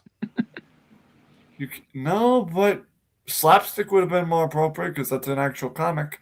No. The figure you just told up is called Cody Rhodes, and we were watching a rerun of Summer. This is actually this is Jeff Jarrett, the last outlaw. Oh, really? My Oh, bad. slap Yeah. nuts. Yeah, slap nuts. I think that Is you that are gonna be just been fucking owned right now, Drew. That is actually Cody Rhodes. Sorry, sir. Adrenaline in my soul. If that's Cody Rhodes, what the hell? I don't remember him having a mullet. No, he didn't have a mullet. So yeah, I'm no offense. This isn't a mullet. This is more like Farrah Fawcett flowing hair. You know, never mind all that shit. Have you guys ever watched Rugrats in Paris? Yeah. What's it called? Oh, Rugrats in Paris. Oh Man, my that's Who god! hasn't kid watched party. Rugrats in Paris? Oh was guys, I'm young. about to do something nostalgic here regarding that. Didn't- Just sit tight. Didn't Kanye write a song about that? Oh Christ! It's called Rugrats in Paris, right?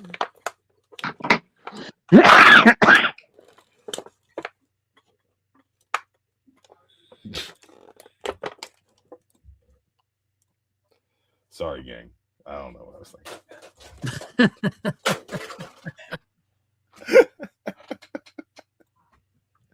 What is that? It looks like a testicle, but sideways. What is going on here? No, it's a lady. Oh, now it's knees. Okay, when you had it turned farther, Yeah. it just looked like a ball bag, but sideways. I know what Turn it that back is. the other That's way. one She of ain't got Turn no it ball back the other bag. way. Hold on. Keep going. Keep turning. Right there. Go back. Go back slowly. Keep going. Go. And keep going. Stop. Ball bag. Ball bag. you can't fool me. That's one of the pieces to the Star Wars Dagobah set from 1982, right?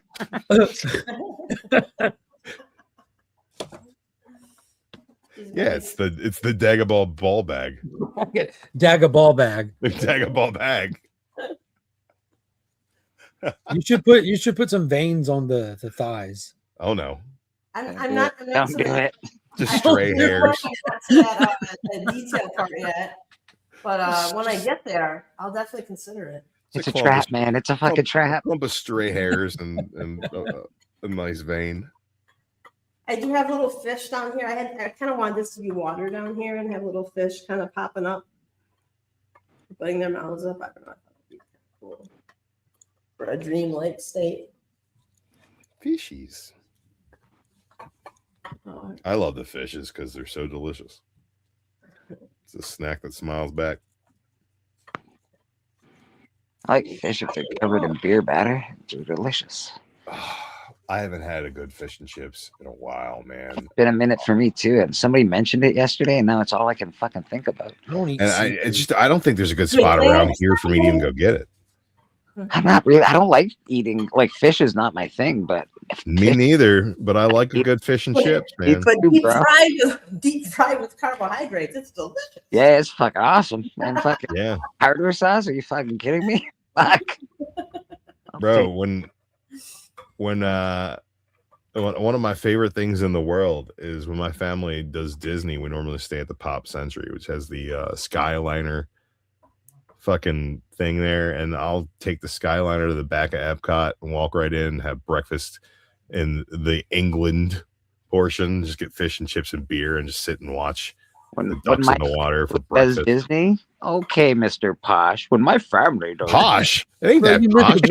he's already talked about his family doing Disney 15 times. You know, Right? It's like, Dude, oh, I'm a my theme park guy. Oh, I can't afford a He's over vacation. here theme park shaming these lowbrow bitches. I'm supposed to over feel here. bad about you being poor. That's not my fault. What do you mean, you people, man? What do you mean, you people? You poor people. That's what I mean. Oh yeah, right. Fuck. When we All went right, to that fits. the last time we went to Universal, everybody sprung for the fucking express passes, and I'm like, I don't want to pay for that. I ended up paying for it, and let me tell you, my favorite worth pastime is walking by poor people while they wait in line. It's so fucking rewarding. It is the best. No, there's nothing better in the world. Ladies and gentlemen, Tom Segura. I'm funnier than Tom Segura.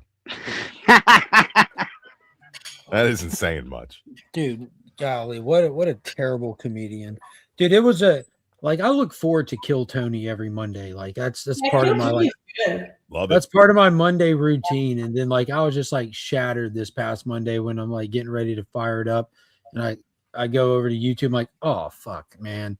And Bert Kirschner, whatever, is the the lead guest. I'm like, oh, he wasn't that bad. No, he's a bag of ass, dude. You might just be remembering wrong, or you're not familiar enough. Those are the only two options. No, all right. So that math checks out. Like, I'm not even going to debate it with you. The evidence is Bert Kreischer has two stories that I very much enjoy. That he has done via stand-up, but I'm saying he wasn't that bad on Kill Tony. He wasn't as annoying as he normally is on this past episode. Dude, I couldn't even make it through it, and that's next level bad because what was like the second name pool was up, and no one had any charisma. None of them can link up and get any kind of flow going with each other. And Bert's just sitting there doing the stupid wheezing laugh when no one said anything funny. It started when Hans Kim came up. The fact they brought Hans Kim back was already a huge L. Like, dude's not funny at all. They're trying to riff with him, and no one can even riff with each other.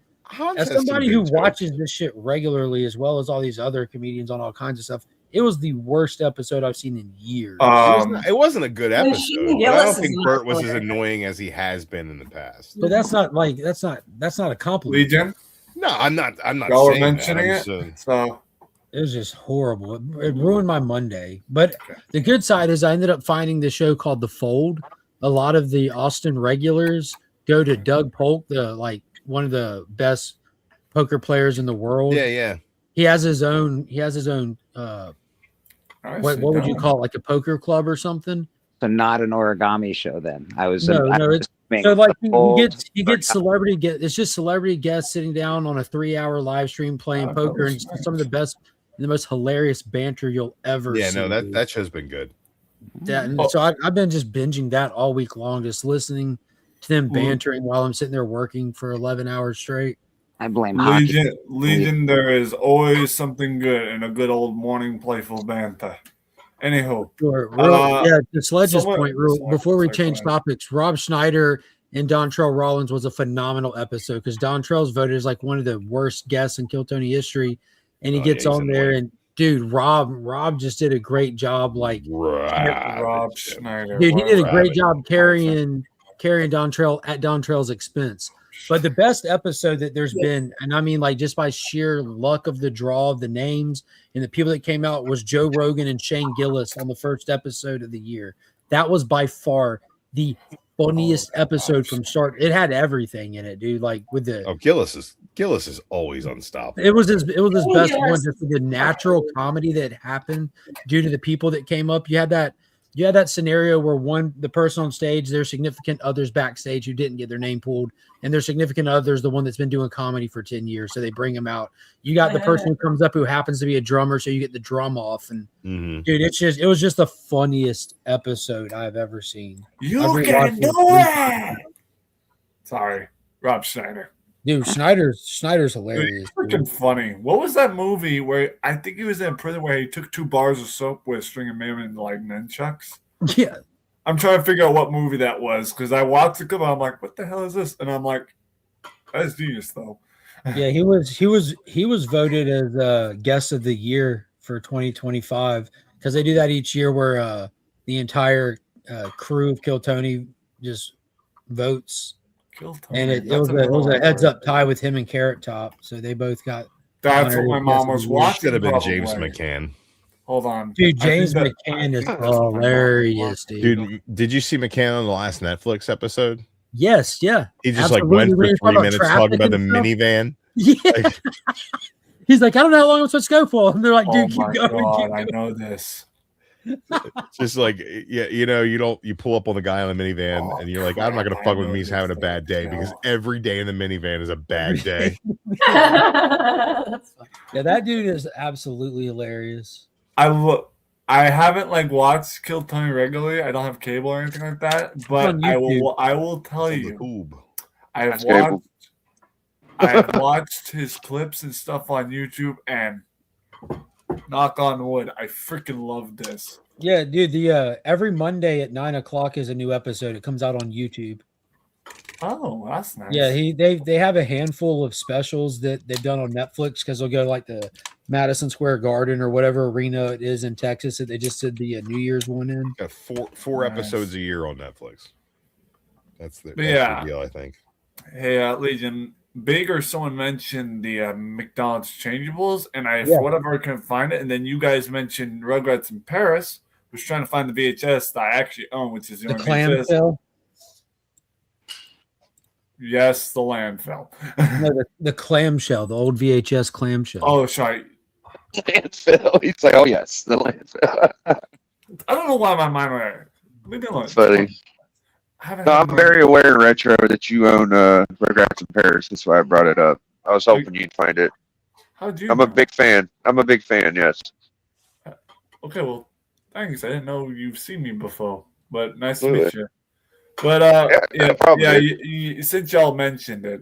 Oh yeah, look at that. There's a new one. And it's funny because I had known about changeables, even though it probably was before my time. Because not sure if I've already told you this or something. You're a child. Again, my mom would bring home all these. We all were children at one point, dude. We all were children. I know. Look, I wish I was still a child. And the reason why I say this is because my mother, I love her to death. She would bring home like what you would look at as like a trash bag, but it's not trash. It's literally my mother bringing home thrift goods she found at whatever thrift place she found. This was a regular thing. Like I think back then we made a Saturday thing where she would leave like early in the morning or something. All of those kids basically would be with our stepfather, who ironically would also be conked out. She'd come home through the door, and the first thing you hear is the wrapping, shaking of like the bag, and that's like a dog whistle for us kids, like, you know. And every time she would bring home these toys, a couple of them were like classic changeables, like the milk carton one, right, and all of them. So yeah, when I saw McDonald's, and again, I didn't happen to stumble on it by accident. I had gotten curious, I'm like, I hadn't checked HappyMeal.com in a while, so I checked out. I'm like, so yeah, I bought one of these. You know what grinds me? You know what really grinds my gears though? Not really grinds my gears, just ironic.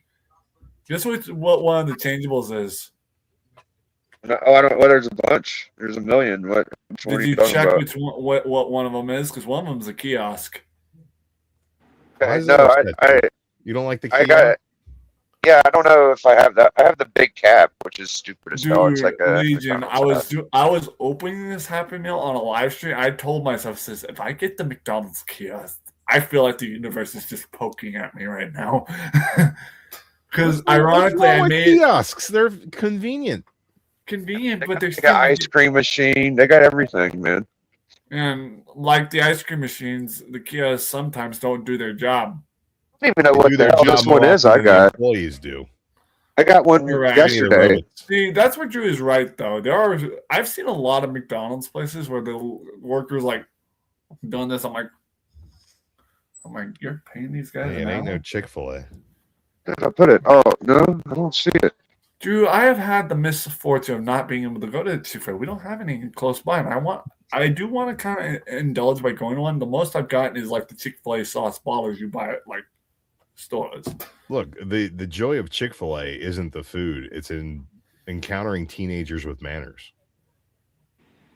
It doesn't happen anywhere else in the world. That, and even though I'm young, going with this, 27, I still enjoy that.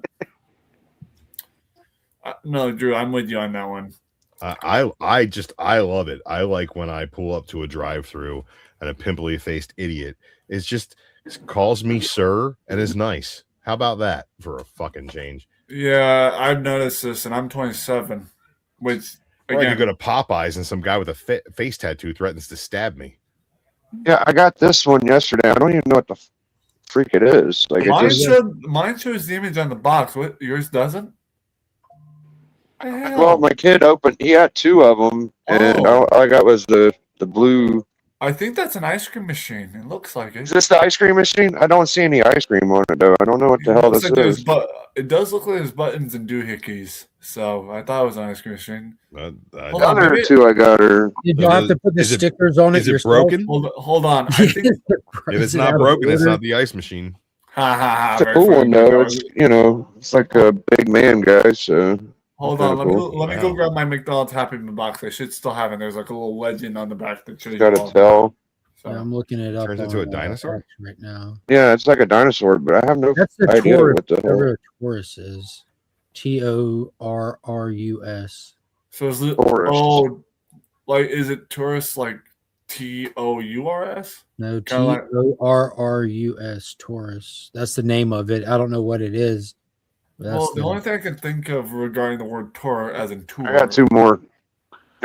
it just makes me think of like where they display the toys kind of, but I don't know. Until McDonald's brings back the pizza, I'm not eating at McDonald's ever again. Yeah, there McDonald's is So oh, this is where you know I'm Like gonna say something Canadian specialty? outlandish. there's the big cap. Did See, it's got the blue one on the back, but they don't say what the hell it is. And then I got the McSausage sausage biscuit one. Oh, dude, So- I had all the old ones, Biscuits. and I they got were an old all one a too. tub of old like Which old one? I wonder Matchbox does it cars have? and little action figures and shit. And I gave them to my niece and nephew, and my nephew acted like It's the 6-pack, they 6 yeah. nuggets. Nuggets, the old yes. school. Dope. Yes. Dude, I gave Freaking him all to my nephew, and he's like, "This is McDonald's." I'm like, "Yeah, it's McDonald's." And he's like, "This is cool. This is a robot." I was like, "Yeah, it's a robot, man." He's like, "It's also fries." I'm like, "Yes, it is. It is also fries." Biggie, there's people on X trying to figure out what it is too, because the name of it is Taurus, but even posts are like, anybody know what this is supposed to be? You know what I think it is? No, it's the play place you climb in. Yeah. There's Now I see That the is- picture because Oh, the red shit. thing is like the little Oh yeah. yeah. Mhm. Taurus. There's Holy Like, like- shit. The Oh tunnel, my you go in a little God. The cage. tunnel, I guess that's like the little Taurus bubbles, the little tunnel. plastic clear Yeah, bubbles. where you you stick your get. head Yeah. out and Dude, wave at Drew, your high mom, and five, dude. she's not watching you. She's Don't busy worry, talking guys. to her Drew's friend. not a creep. Drew's just experienced. He's educated in the arts of McDonald's folklore. I love You know, that. I just had every one He of just my hangs birthday out at a parties lot in of the 80s at playgrounds. McDonald's. So. Yeah, just hanging out at the God, Legion, you're making him sound like that one biker dude from what is it, Mayans or something, where he's sitting there and the one's like, "Do you have kids?" He's like, "No, I'm just watching." And the one who looks like kids like, "Stay close." Well, I do have a kid, Well, yeah, that's the difference. That's the difference. but also I'm of the generation that actually played in McDonald's play places because I am was too. born in I mean, 1983. 2000s. They still Well, have they made took them all out places in the for 2000s. insurance reasons. You know what's even funnier? Kids these I days are think- savages. I believe one year I accidentally walked in, past the door where they're having like a full-fledged birthday party, and I guess I used to have birthday parties, like all of like my Lucky. third birthday party, my fourth birthday party, my fifth birthday party, all McDonald's. You know, Jeez. the only time I ever had something kind of like that. Leakers is can Chuck call E. me bougie Cheese. again. Dude, I got a Bougie with his McDonald's parties. I got a picture of my world. He has his parties at McDonald's. I got a Golden picture of the best fucking McDonald's Happy Meal toy ever, which was a real He-Man, which came Oh, in it's- like a blister Grayskull Happy Meals pack. It was Oh, what are like a these? legit. It was like a legit He-Man. I have a picture of it, dude. Like I don't know if I just went to Kmart or Walmart and got the He-Man, but I think it came from the Happy Meal toy. You have a picture of it. Do you have the ability to pull it up, or is that something that's not possible? Can I bring up the Maybe discrepancy I'd have to look. between girls' toys and boys' toys at McDonald's, and how much girls' toys suck, and the boys' toys are always better? I don't, it would really depend because sometimes they had really good campaigns to split them. Like the Mattel campaigns were always boys' toys were Hot Wheels and girls' toys were Barbie. Barbies, yep. And those Barbie toys, I never played with them. My sister loved them. Liar. And they're actually No, very liar, sought liar, pants after for on liar. Pull the on Patrick. the secondary market. Those Barbie Happy Meal toys, they're all collectible. I mean, see, madam, don't get me wrong. I salute you for that comment. Yeah. But I kind of see where Drew's coming from because I'm a guy, right? But there are some like Wait, what? Legion. Behave. What did Jay Word say? If I had money, I would start an organic A vegan vegan fast food restaurant. Then you wouldn't have money anymore. Like, I mean, invest it how you like, but that's You'd have to be in California. Wouldn't work That's out. The only place it'd work. Well, yeah. Yeah, like I was saying before Legion pulled a doozy on me. But- doozy. I wouldn't have said dudes like that. Would put more like Kobe, but all right. Kobe Jack, jeez. Anyway, see, I'm a kid that liked boy toys. I mean, as a child, diehard boy toy guy. But there I'm were just a some sexy boy. Sexy boy. John Michaels. Not your good on. boy toy. Boy toy. Drew, speaking of that, Drew, did you know they're trying to come out with another Marine movie that features the Miz and all them? I've Becky never watched Lynch. one Marine movie. Yeah, well, a good portion was John Cena, but I guess Miz took the mantle. Pun intended, because Legion's here, and that's Turok. Madam's a Turok collector now. Ooh, Madam. Proud owner of a Turok. Mark made that happen by force. I did. would. By force? He used the force? I think I did. You think you did, or you know you did? Think or what? How can you just think you thinking did? about that Turok so much and how I wanted one too, and then it magically appeared in the mail from Mark. So what you're saying is Legion pulled a full-fledged Jedi mind trick on you, is what you're trying to say right now? Everyone, Yes. validation, Yes. please. I want Turoks, please. Thank you. I love them. I can't. Give me I more would send them all to Legion. It's up to Legion to dish Turoks out. I've only Sorry. ever given away two. I put one in a Comics Curing Cancer mystery box. It was double signed. And then I Man. sent Stephanie one because she's always questioned why I have all these Turoks, and now she can't say shit. Speaking of Legion before, It was a very systematic decision on my part. something from my But childhood. shut down my detractors. Something directly from my childhood. It's not McDonald's, but fast food. Let's see, hold on. It's a Burger King watch, but it's the Star Wars Bro, one. Burger King used to slap with them watches. They had the Nightmare Before Christmas ones, the Jurassic Park ones. Slap Burger with King's watches. kids crew. Now, Shiloh, when you held that watch up, you were spinning it and flipping it around, then you put Yeah, it down. it's None of us got a what chance to they call it reversible, right? put it up to the camera where we could see it. Yeah, you have like the watch side. Oh, and then you Shrek. have like Okay. the image side, but also check it out. Oh, that's cool. Is that Shrek? Is that Star Wars? Yeah, I mean it's well, Oh, it's Drew, Yoda. That's Yoda. There Yoda. we go. I mean, in Drew's defense, Shrek's kind of a retro movie, and he's also green, but no, not the same onion. Because ogres are like onions. Did you guys ever Yeah, remember when like when parfaits. Batman came out and Two-Face came out? They did. I didn't know glasses. I didn't know they were gay. It's funny because I just remembered, like, vaguely. I vaguely remember my mom in our old room. We had these curtains. I think they were either curtains or bed sheets, and they were like the classic, like Batman, like classic Two-Face, like cartoonized. I think they I had these remember. really cool, I swear I vaguely glasses that were. remember. Yeah, the Batman Forever They were little frosted cups, glasses. and I Yes. collected them. I had like 8 of them. I had Yeah, every one. they're I had 2 of every fantastic. one. R.I.P. the Forever Batman. You will be missed.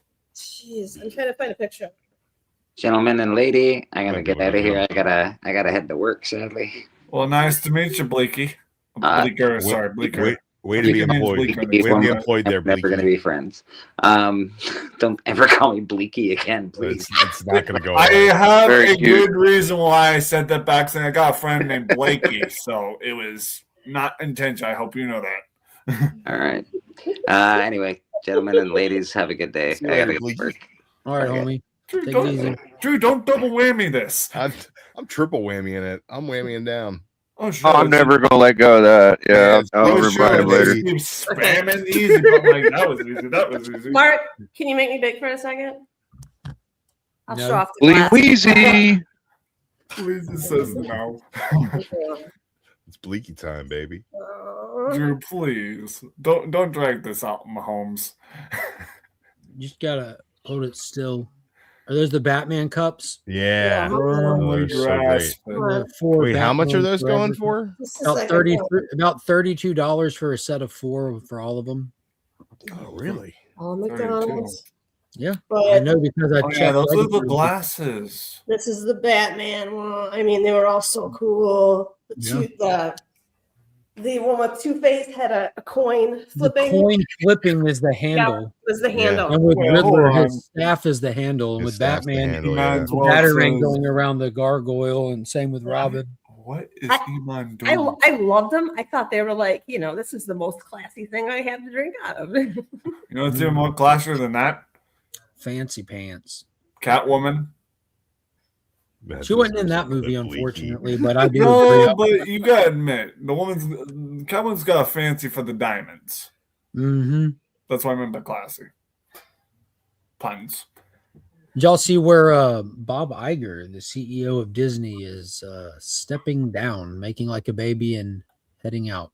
Making like a baby. That's Drew, you're a Disney man. Yeah, I mean, I guess. Oh yeah. I Drew's a enjoy, What are Disney your man. enjoy thoughts the on the- Diz. Yeah, that's really it looks like it's just more of the same. Like it doesn't. I wouldn't expect too much change up Yeah. happening. The Josh Amaro, whatever, he's just I hire- think it's, you know what? I think he's that an interior hire by committee that the board like voted like 100% all in agreement on him, meaning that there's no it's shakeup, not no changes. controversy, right? Yeah, there's not even just controversy. There's not going to be no Man, like that does look creative nice. You do creative anything moving forward that kind of makes them wonder. Well, he's got these big ideas. I don't know. You know what I mean? No big idea guy. Here's the thing, though, is just because a guy is an unassuming hire Unassuming hire. does not mean that he doesn't have ideas that he wants to change. So it's kind of a wait and see thing, and I think that if Unassuming, that's a word. The two things that you would need to look at though to kind of just lend like to form an opinion without knowing is he took one of the smallest pay packages ever, and the board was like 100% unanimous on him. So it's just sounds like a puppet position at that point to me. maybe You were the but- chosen one, Nicola. But I think that like Yeah, even that's- if it is a puppet position, it doesn't mean that things aren't going to change, because they could be putting him in that position so that they can drive the change that the board wants to see. So it's like we're not going to know until there's some sort of decisions made one way or another. Yeah. And I think that it's still a very strong brand. Oh, even yeah. though there's been some faltering. Stronger than Superman trying to catch a speeding bullet. Yes, something? much stronger. Yeah, the brand they're Just way want- bigger than Warner. Just wanted Yeah. clarification. That's all. Yeah. They own actual comic book properties, like Spider-Man. Spooderman, yes. But I think that there's a lot of things that could be done to like micro adjustments for their. Well, they got rid of And I really think that's really all they got need rid of to Bob do. Iger. So, like you said, I'm hoping that we're entering an era because we've seen them acknowledge their shortcomings over the past 5 years and things that Right. they were doing that didn't work. We've seen them acknowledge it in the most honest way that you'll hear a corporation do that and kind of shift and move in a different direction. So maybe getting rid of Kathleen Kennedy, letting Bob Iger retire like they should have let him do to begin with, because they brought him back. Right. He retired, then we went to the But Chapek. Iger was a guy who needed his hands Fall on the guy pie. era, and then they brought Iger back. So maybe I just want to see some shift and changing. I do think Iger was a guy who needed his hands in the pie, and maybe it could have been detrimental to what they were Was doing. Christmas by and pulled out a plum? No, I don't think that's what happened. No, go ahead. But I do think that they really only need to make micro adjustments on the things that they've been doing, because I agree. for all of the ways that the MCU has not performed well in the recent phases, Well, yeah. the highs are still high, right? It's just the lows have been lower. And I think that overall, it's just minor. I think that Fantastic Four would have done a lot better if their marketing strategy was different. Bro, like I think- they marketed hard. That movie would have done better if it didn't go up against Superman, because Yeah, Superman's Stanley. marketing just out marketed. Well, I honestly think that's part of the marketing strategy is where do you place that movie for a good release? Like how do you push it? What audience are you everyone trying to wanted draw July. in with You it? had Jurassic Park, Superman, and Fantastic Four all on the same. But like even I also even- think that even the Thunderbolts was a best big faith failure moviegoer- of marketing as well. even the best faith moviegoer, a lot of them are going to have a hard time being able to afford doing that. because Jurassic Park, despite what anyone thinks, like it performed incredibly well. Super, like it did better than Superman and Fantastic Four both. You know, dinosaurs sell. So that's just a lot of I tried to money. watch that and I couldn't stay away. Yeah. Yeah, So it's like my third least favorite Jurassic Park movie. And there's like what, like 7 of them. Jurassic Park was a good films, but Yeah. let me tell you something regarding MCU. There will never be a better Easter egg cameo than Stanley popping up in little tidbits in every movie. Yeah, he was doing that before the MCU. Exactly. That wasn't It's an still, MCU it's, thing. That's the Stan Lee thing. He was doing it in movies outside of Marvel properties. Stanley needed to doesn't matter. The point is, I miss that. You've been doing that Hogan since must 1920s. pose. But hey, I miss wife's going that to run some white errands. haired We've got to slick. work here in a little bit, so I'm going to have to do a quick. Oh, sorry. hop off Go here. ahead. No, you're Go fine, ahead. but I appreciate all y'all hopping on. Y'all feel free to hang out backstage. Hell shoot yeah. that out you want, but No, I got to ain't make like a going on baby my day too. and leaf. Leaf. Peace. Yeah. Have a good day.